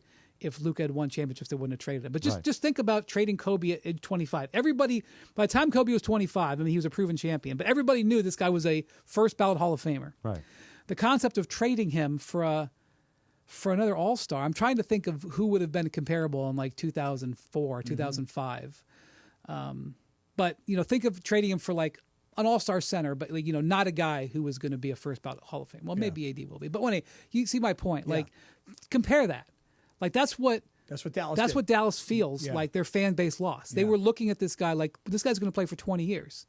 There's going to be a statue of him next to Dirk out there. That's how, I mean, we're going over old ground, but I'm just saying. But Brian Windhorse is in studio, and Wendy, just to go back to the Lakers, one thing you talked about was Austin Reeves and how Dallas should have tried to have gotten Austin Reeves, and how the Lakers said demanded. No. They should have Austin Reeves or no deal. Right. So here's the thing, and I'll ask you this question: where would the Lakers be this season without Austin Reeves? Not in the 3 seed. And here's the thing: his contract is still great for next year too. So. The one thing I'm wondering, and it's too early, and I haven't asked anybody about this, so don't go running with this, please, world. But last summer, as you remember, LeBron offered to take less money on his contract. He didn't offer to take 50% less, but they were looking at a handful of free agents. I can't remember who they were looking at, and LeBron offered to take a little bit less to help the Lakers maybe get a free agent. As I recall, Klay Thompson's name was being talked about. That was one of them. Yep. LeBron I assume, will opt out again. It could be back on the table because Austin's number is so low. And Luka can extend his contract in August, but his number is locked in for next year. So his number will be his number. And it's possible, depending on how various things, that the Lakers could get themselves back into a position where they could maybe go after, you have their exceptions basically. They wouldn't have cap space, but the Lakers are spending high enough that they don't have an exception. Whatever. I won't get into the nitty gritty, but we'll see if LeBron may revisit that, whether he would revisit that. And the reason that would be a window to do it is because Austin's contract is still such a good bargain. It's a good discount. And the Lakers payroll isn't out of whack yet. Now, in 2 years, Austin's going to opt out of his contract. You have to pay him. And then, in theory, Luka has extended into a big number, and the Lakers are going to be a second apron team, and they're going to be a high payroll team, and they're going to start playing around. But they still have a window. I'm wondering if LeBron will revisit that, especially depending on how this season goes. Look, if they go to the finals and win the title, then LeBron's like, I'm going to take my money. Thank you very much. But if they don't, LeBron was, I think LeBron was, number one, he was 39. Number two, they drafted his son. He was in kind of a giving mood, and so Bronny scored 39 in a G League game once upon a time. I heard Bronny was playing. He was Ant Edwards in practice the last couple of days. That's what they said. If you say anything Bronny related, watch out. Sedano will come after you. So be careful when you see him. He's very protective of very him? protective of Bronny. Yeah. Screamed at me on the radio. I was like my second day back. Wow. Yeah. Yeah. He almost died. I almost died. 5:39, 5:34 p.m. Are you got anything else, or can I talk Colombo now? You can talk Colombo. Brian Windhorse. Let me just say one thing. That was awesome to listen to. Incredible. I mean, honestly, we're like literally sitting here hanging on every word. Just again, I'm not saying he's going to do it because I haven't investigated yet, but I'm just going to remind everybody of that scenario. How to Dial a Murderer, season 7 episode. My new favorite. My favorite Columbo with the 2 dogs. Yes. When the psychologist has his dogs attack his best friend. Yes. Because the best friend slept with the wife. That's correct. My new favorite episode. I relax to it at night. That's what I go to sleep to. Yeah. The Johnny Cash episode where Johnny Cash. Swan Song. Johnny Cash, does a concert in Bakersfield. Yes. And inexplicably tries to fly back from Bakersfield and purposely crashes his plane to kill his wife and the young lady he had an affair with. Right. His wife was holding over his head. Which the term the man law is used in that episode. Wait, it was Johnny Cash on the plane with his wife Yeah, and but his he mother? jumped out. Country music star, and his wife, he had cheated with this very young girl, and She was underage. his wife knew it and was holding it over him. It was like a blackmail, and she was like taking all of his money to give it to charity. No, build a tabernacle. Give it, yeah. And so he's like, I'm gonna clean up both this with one. He drugged him and then crashed the plane and parachuted out. Oh, he did. He jumped out of the plane. Did the plane crash? And Yes, and and the they women died. The women died. But where Columbo got a little bit thought something was strange was the day of the funeral. He's in the back seat or in the backyard of his new rental house, playing music at a big pool party. Right. And hitting on women. Yeah. And he's got hyenas on the day of the funeral. You can't have hyenas on the day of the funeral. Acting like next day, maybe. Yeah, acting like a proper rock star. Columbo got a little suspicious. Yeah, and then he ate. Columbo loves chili, but he ate chili and it had, I think it was raccoon meat or Squirrel meat. Squirrel meat. That's right. Yeah. Yeah. So he was. But so he still used his country roots. He he was in Brentwood, but they were eating squirrel meat. Chili. Every episode of Columbo, it'll change your life if you've never watched it on Peacock, right? It's on Peacock, yeah. It's so good. It's great just to watch the old LA scenes. Oh, yeah, absolutely. Like you see downtown and stuff like that. It's kind of crazy. Yeah. And, Barney's Beanery is, Yes. one of my favorite places in LA. The original, not the fake one that they built in Westwood. Right. And, they got one at the airport, which don't go to it. But the original, on Santa Monica Boulevard, Columbo visits there many times. Mm-hmm. He wants his chili. Yeah. Hey, Brian Windhorse, last question for you. This was a discussion earlier today, and I don't want to influence the answer, so I'll just come out and ask it. Do you use mouthwash every day? Not every day, but You're I'm a mouthwash guy. Yes, and I'm a brush your teeth 3 to 4 times a day. Okay, and so what kind of mouthwash you use? Listerine.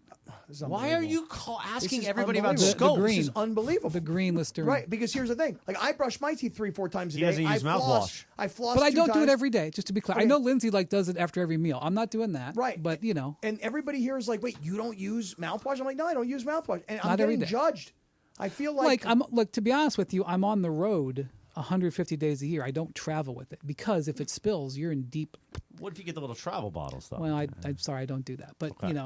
But why are you obsessed with scope? Well, no, because I always thought Scope is trash. No, but Listerine. There goes that advertisement. But Listerine It is trash. Is like it makes your mouth they're very sensitive. No, I you know? agree. Kills the germs. It's It's like the not, burn. You don't like it, but it's good for you. Yeah. Yeah. Scope Cappy, you was- like a lot of things that hurt. Yeah, Scope was Scope. You're right. Scope was kind of like the easy mouthwash to Yeah, use. You know, it's trash. And I feel like it has sugar. It's like Lindsay, sugary Scope was tasting. just about to announce a multi-million-dollar radio advertising campaign, and you just scared him away. TheraBreath, I've got, I'm a huge user, and I will promote that all day long. I'm going to tell you right now, I'm buying a bottle of Listerine immediately. I'm going to order it on Amazon. Don't get the The green bottle? Get the green. Yeah, get don't the green. get the yellow because because the that's yellow, that's that the stuff's original. disgusting. that's like what the dentist and when Columbo. That's what Columbo used. Oh, really? Yeah. Okay. Yeah. All right, The there you great Brian Windhorse, the Hoop Collective podcast, and of course you see him every day on ESPN. He's the legend. Sedano is afraid to be in. Sedano says he's got more talent in his pinky than Riz in Cleveland. Brian's got more talent in his thumbnail than Sedano's got. Wait, I have a question, though. Brian, you go on with them twice a week, right? 3 times. 3 well, times a week. with Rizzo, with once a week with Rizzo. Okay, so you're on, and he does a podcast with them, 5 Good Minutes with Wendy. which is a But great it's like pod- 15 minutes, but Yeah. it's supposed to By be the way, 5. Sedano's my agent. He knows I was just joking, by the way. He doesn't know I have that. to speak to my agent because the deal is for 5 minutes, but it's like 15. So Well, I don't you know. gotta bring that up. Maybe Scope can sponsor it. Did you guys cut out what Morales just said about Wendy having more talent in his No. pinky thumb And his thumbnail. No. that It'll be in the Sedano box. has. You know what Sedano is? I'm kind of crazy, but Sedano does this. Like he travels to like Wake Forest.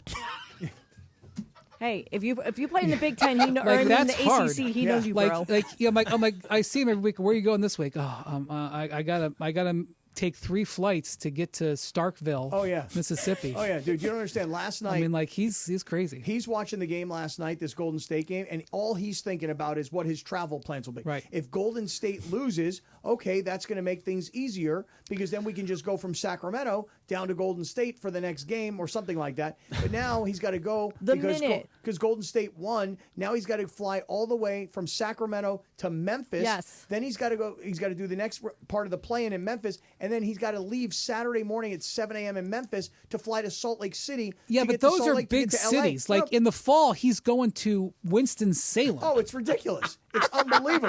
He's going to Blacksburg, And then, Virginia. and then he's got to drive like 3 hours in the rental car too. Yes, and here's what happens: the game ends, and he's got to like make it to the Atlanta airport in 3 hours, and he's 3.5 hours away, and he's like flooring it down country roads, dodging the ACC fans and their motorhomes, so he can get the last flight from Atlanta or from Charlotte to make it back. He's going through all the southeast part. He's crazy. His fall schedule is crazy with these games. I know. College football, ACC football is ridiculous. If they could get him like even Big Ten games, he would have to do a lot of traveling.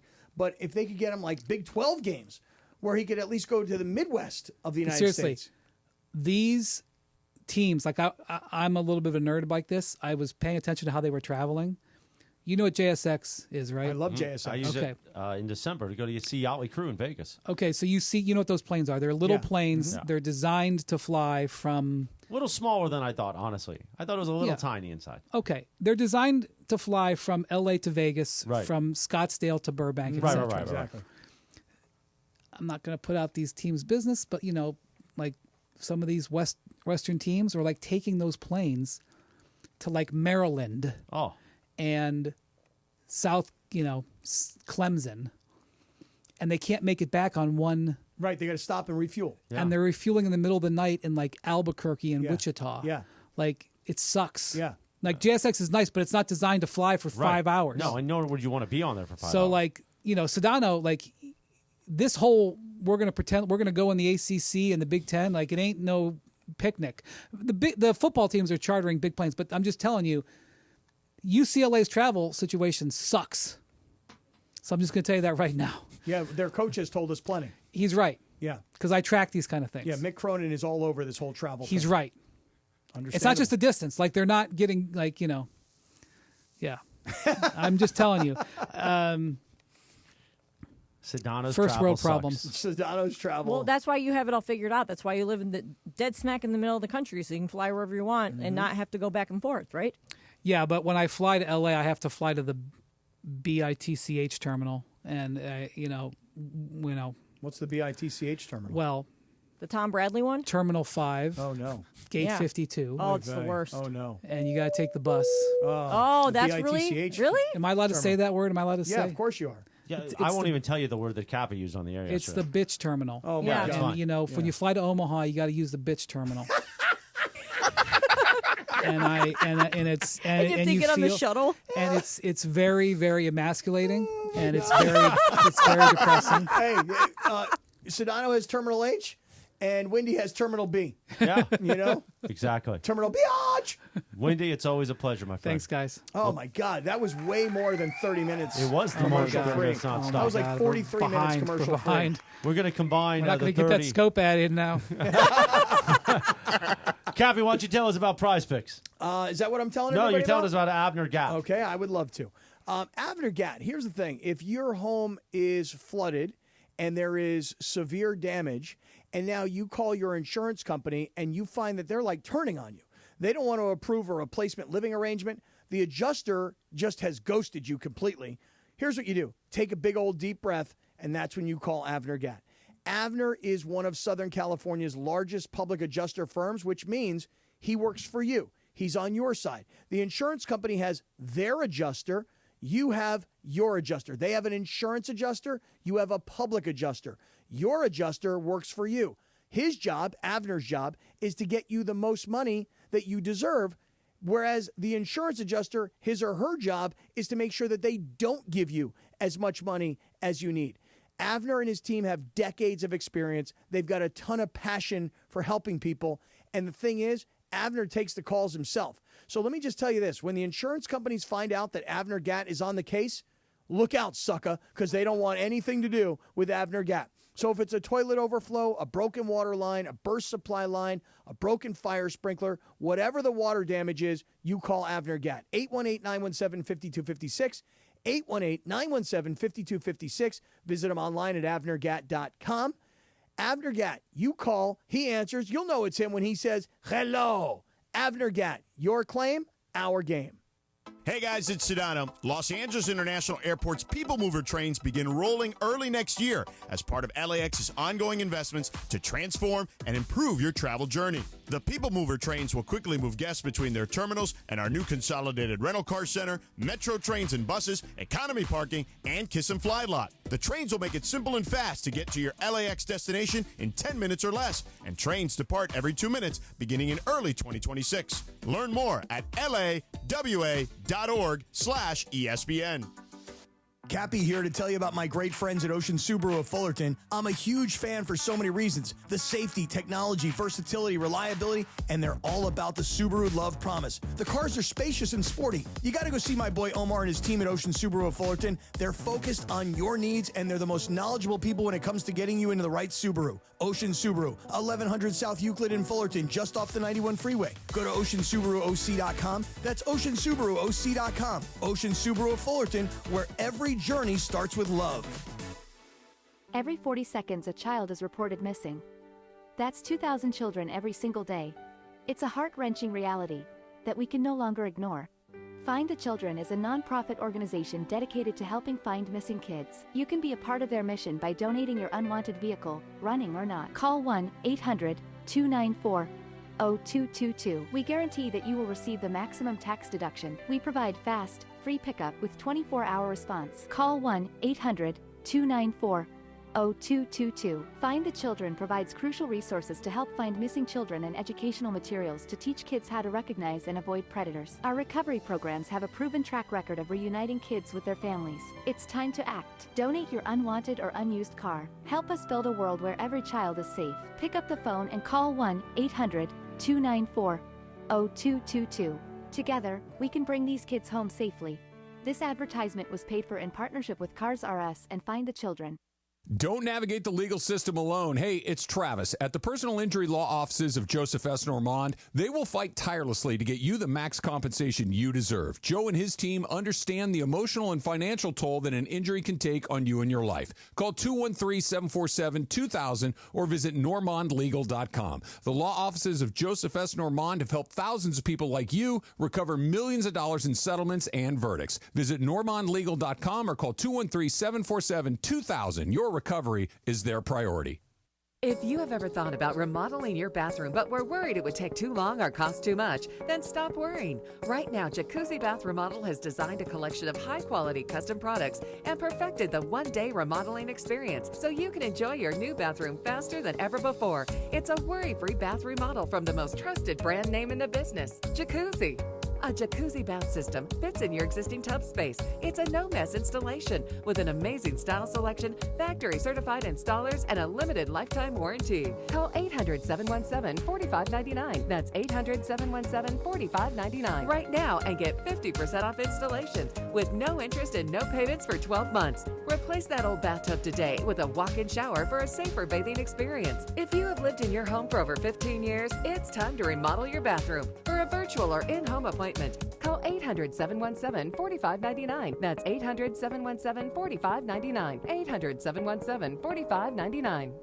Individuals and businesses with tax problems, listen carefully. Do you feel like you're losing control of your finances? If you owe over $10,000 in back taxes or have unfiled tax returns, we can help you take back control. The IRS is the largest and most aggressive collection agency in the world, and they can seize your bank accounts, garnish your paycheck, close your business, and file criminal charges. Take control of your tax problem now by calling the experts at U.S. Tax Shield and take advantage of the Fresh Start program and new laws that that may allow us to negotiate a settlement for the lowest amount possible. Our team of tax attorneys and enrolled agents can stop collections and get you protected so you can take control of your financial future. U.S. Tax Shield offers a price protection guaranteed quote to get you protected today. U.S. Tax Shield is A+ rated with the Better Business Bureau, so call now. 800-687-5192. That's 800-687-5192. U.S. Tax Shield. 800-687-5192.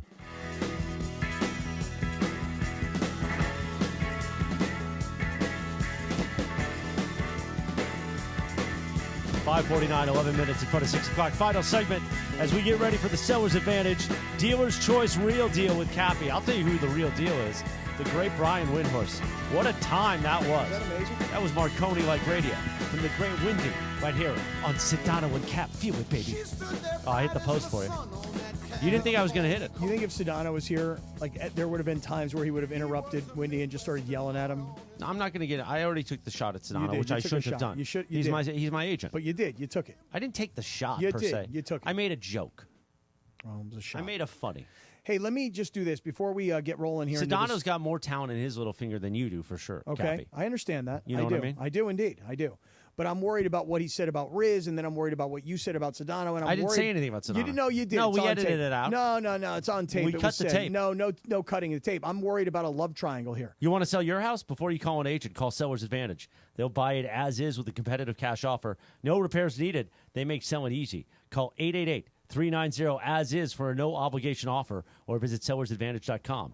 DRE 0196-1658, Cappy. Time for your Dealer's Choice Real Deal. Brought to you by Seller's Advantage. As we get ready, Andy Kamenetsky's here for Lakers Talk. Nice. At the top of the hour. I'm going to make this quick because I still want to talk a little bit about some prize pick stuff that I got cooking for tonight.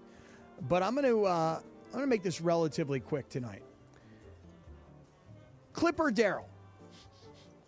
What are you giggling about? I love Clipper Daryl. You do? Huh? Yeah. Clipper Daryl. I know you're listening. You know how I know that? Because everyone listens. Thank you, DeAndre. Good job, Dave. Thank you, DeAndre. Good job, Dave. Clipper Daryl. Let me quote my friend Stephen A. Smith. Clipper Daryl. You don't want to make an enemy out of me. You hear me talking, Clipper Daryl? You don't want to make an enemy out of me. My man, don't you be sending DMs to Sedano telling Sedano that you want to take me up on a wager when I say on the radio that I'm taking Denver to knock out the Clippers. Clipper Daryl, if you would like to speak to me, I would like to speak to you. I am going to take the Nuggets to knock out the Clippers in the first round of the playoffs. And Clipper Daryl. 5 games? I don't care how many games it is. Oh, okay. I was just asking. Oh. Clipper Daryl, would you like to make a wager with me? Because I think if the Nuggets were to lose, you might want to see me walking around in some Clipper Daryl gear, all up in it. On the Flismo flop. The what? That's a drop on the Flismo flop. Yeah, it's just like on the other side. You know what I'm saying? On the flip side. On the cool side of the pillow. Right. Clipper Daryl. On the Flismo flop. What? If the Nuggets win, which I think they will, maybe I could get you rocking like a full-on Laker outfit. Now, you may not want to do that. But you think I want to wear a Clipper outfit? You think I want to wear Clipper Daryl's gear? I don't. Listen, I didn't want to wear the Elton John Dodger glitter uniform. You looked good in that, though. But I did. You looked good. Thank you. You looked svelte. Clipper Daryl, you don't got to DM Sedano.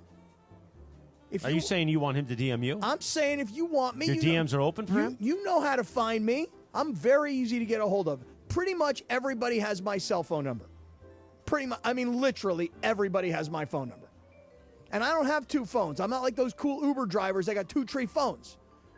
So, Clipper Daryl, if you would like to have a wager with me about the Clippers and the Nuggets, all you got to do is hit me up.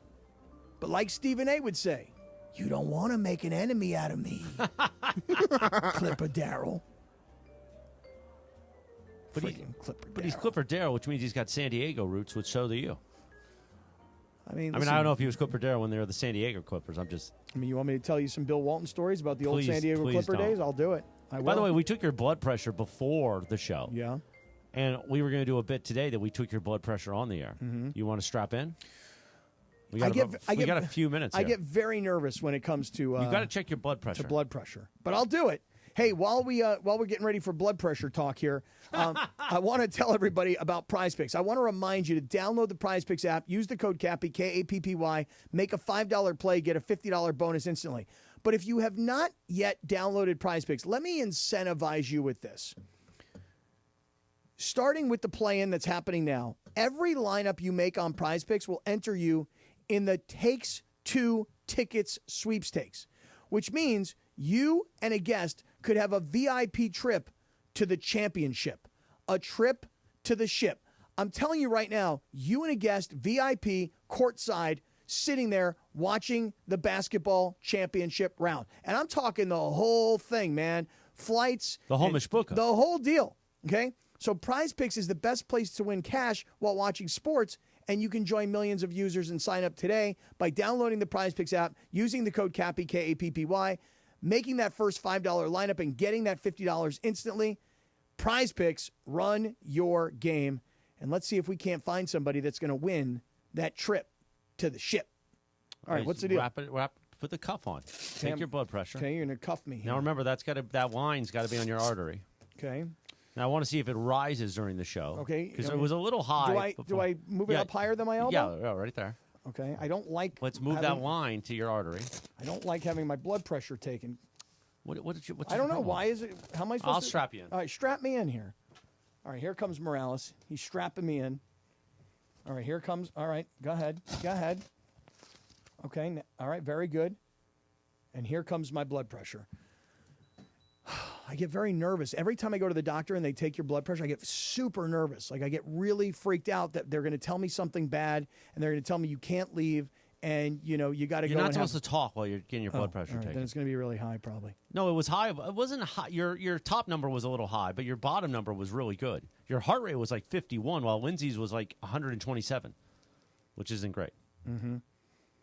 So what do you want me to do? This is important to take your blood pressure often and get checked out. Get your labs done. I get very nervous about this. Why are you nervous? I don't. You're on blood pressure medication. I know. Well, hopefully it's working. Does it look like your heart rate's good? I don't know. I mean, I just see it's that little blinking. Is it blinking quick or blinking slower? I would say it's blinking pretty consistently slowly. Oh, so you got a good heart rate. Yeah, so my medication's working. My cardiologist told me I've got the heart of an Olympic athlete. What about the Schwanz? The Schwanz, he says, is also Olympic caliber. But he's a cardiologist, which is kind of weird that he's even looking at it. That he's looking at the Schwanz? Right. He's like, hey, you're here to have your heart evaluated. Take your pants down. Does he have BET Plus like DeAndre? I don't know. DeAndre said earlier BET Plus is where that new Martin show is. Mm-hmm. What's going on there? I don't know. How long does this thing take? It depends on if you're throwing it. He must not have hit the start button. No, he did. It started. Oh, okay. He did. It's going down. 74, 72, there 70. We go. What do we got? 163 over 74. So that again, your diastolic, your 74 is good, but that 163 no good. What's your heart rate? 52. Nah, that's incredible. Well, I take hundreds of thousands of dollars of medication for a 51 heart rate. Any cardiologists out there got any reason why my top number is higher? But you're on cholesterol medication too, right? Yeah, and heart pills. But you ate like 7 slices of pizza today, so that could be. And I'm starving. You're starving again? Yeah, I'm hungry. You want to get a road nice salad? No, like a lazy dog a salad. Road salad. Yeah, there's nothing. Listen, there's nothing wrong with tossing a road salad. Right. I would do There's that. nothing wrong with that. All right. Should we maybe have a little dinner before we hit the road tonight? Listen to Lakers talk with Andy Kamenetsky. That would be lovely. Actually, no, we can't do that. I can't do that. You can't listen to Andy? I don't think so. No, not a Look chance. at the face on Andy. Andy, you should come in here. Look at that fotch on Andy, huh? Come drop an atomic elbow on him, Andy. All right, listen. Hey, great job today, Lindsay. Really appreciate all your work today. Thank you so much. Phenomenal. Thank you to DeAndre. Windy. Windy was amazing. JT the Brick, Sam Batesh. Right, the whole mishbucha was incredible. Here comes Andy Kamenetsky. And Lakers talk. Good night, everyone.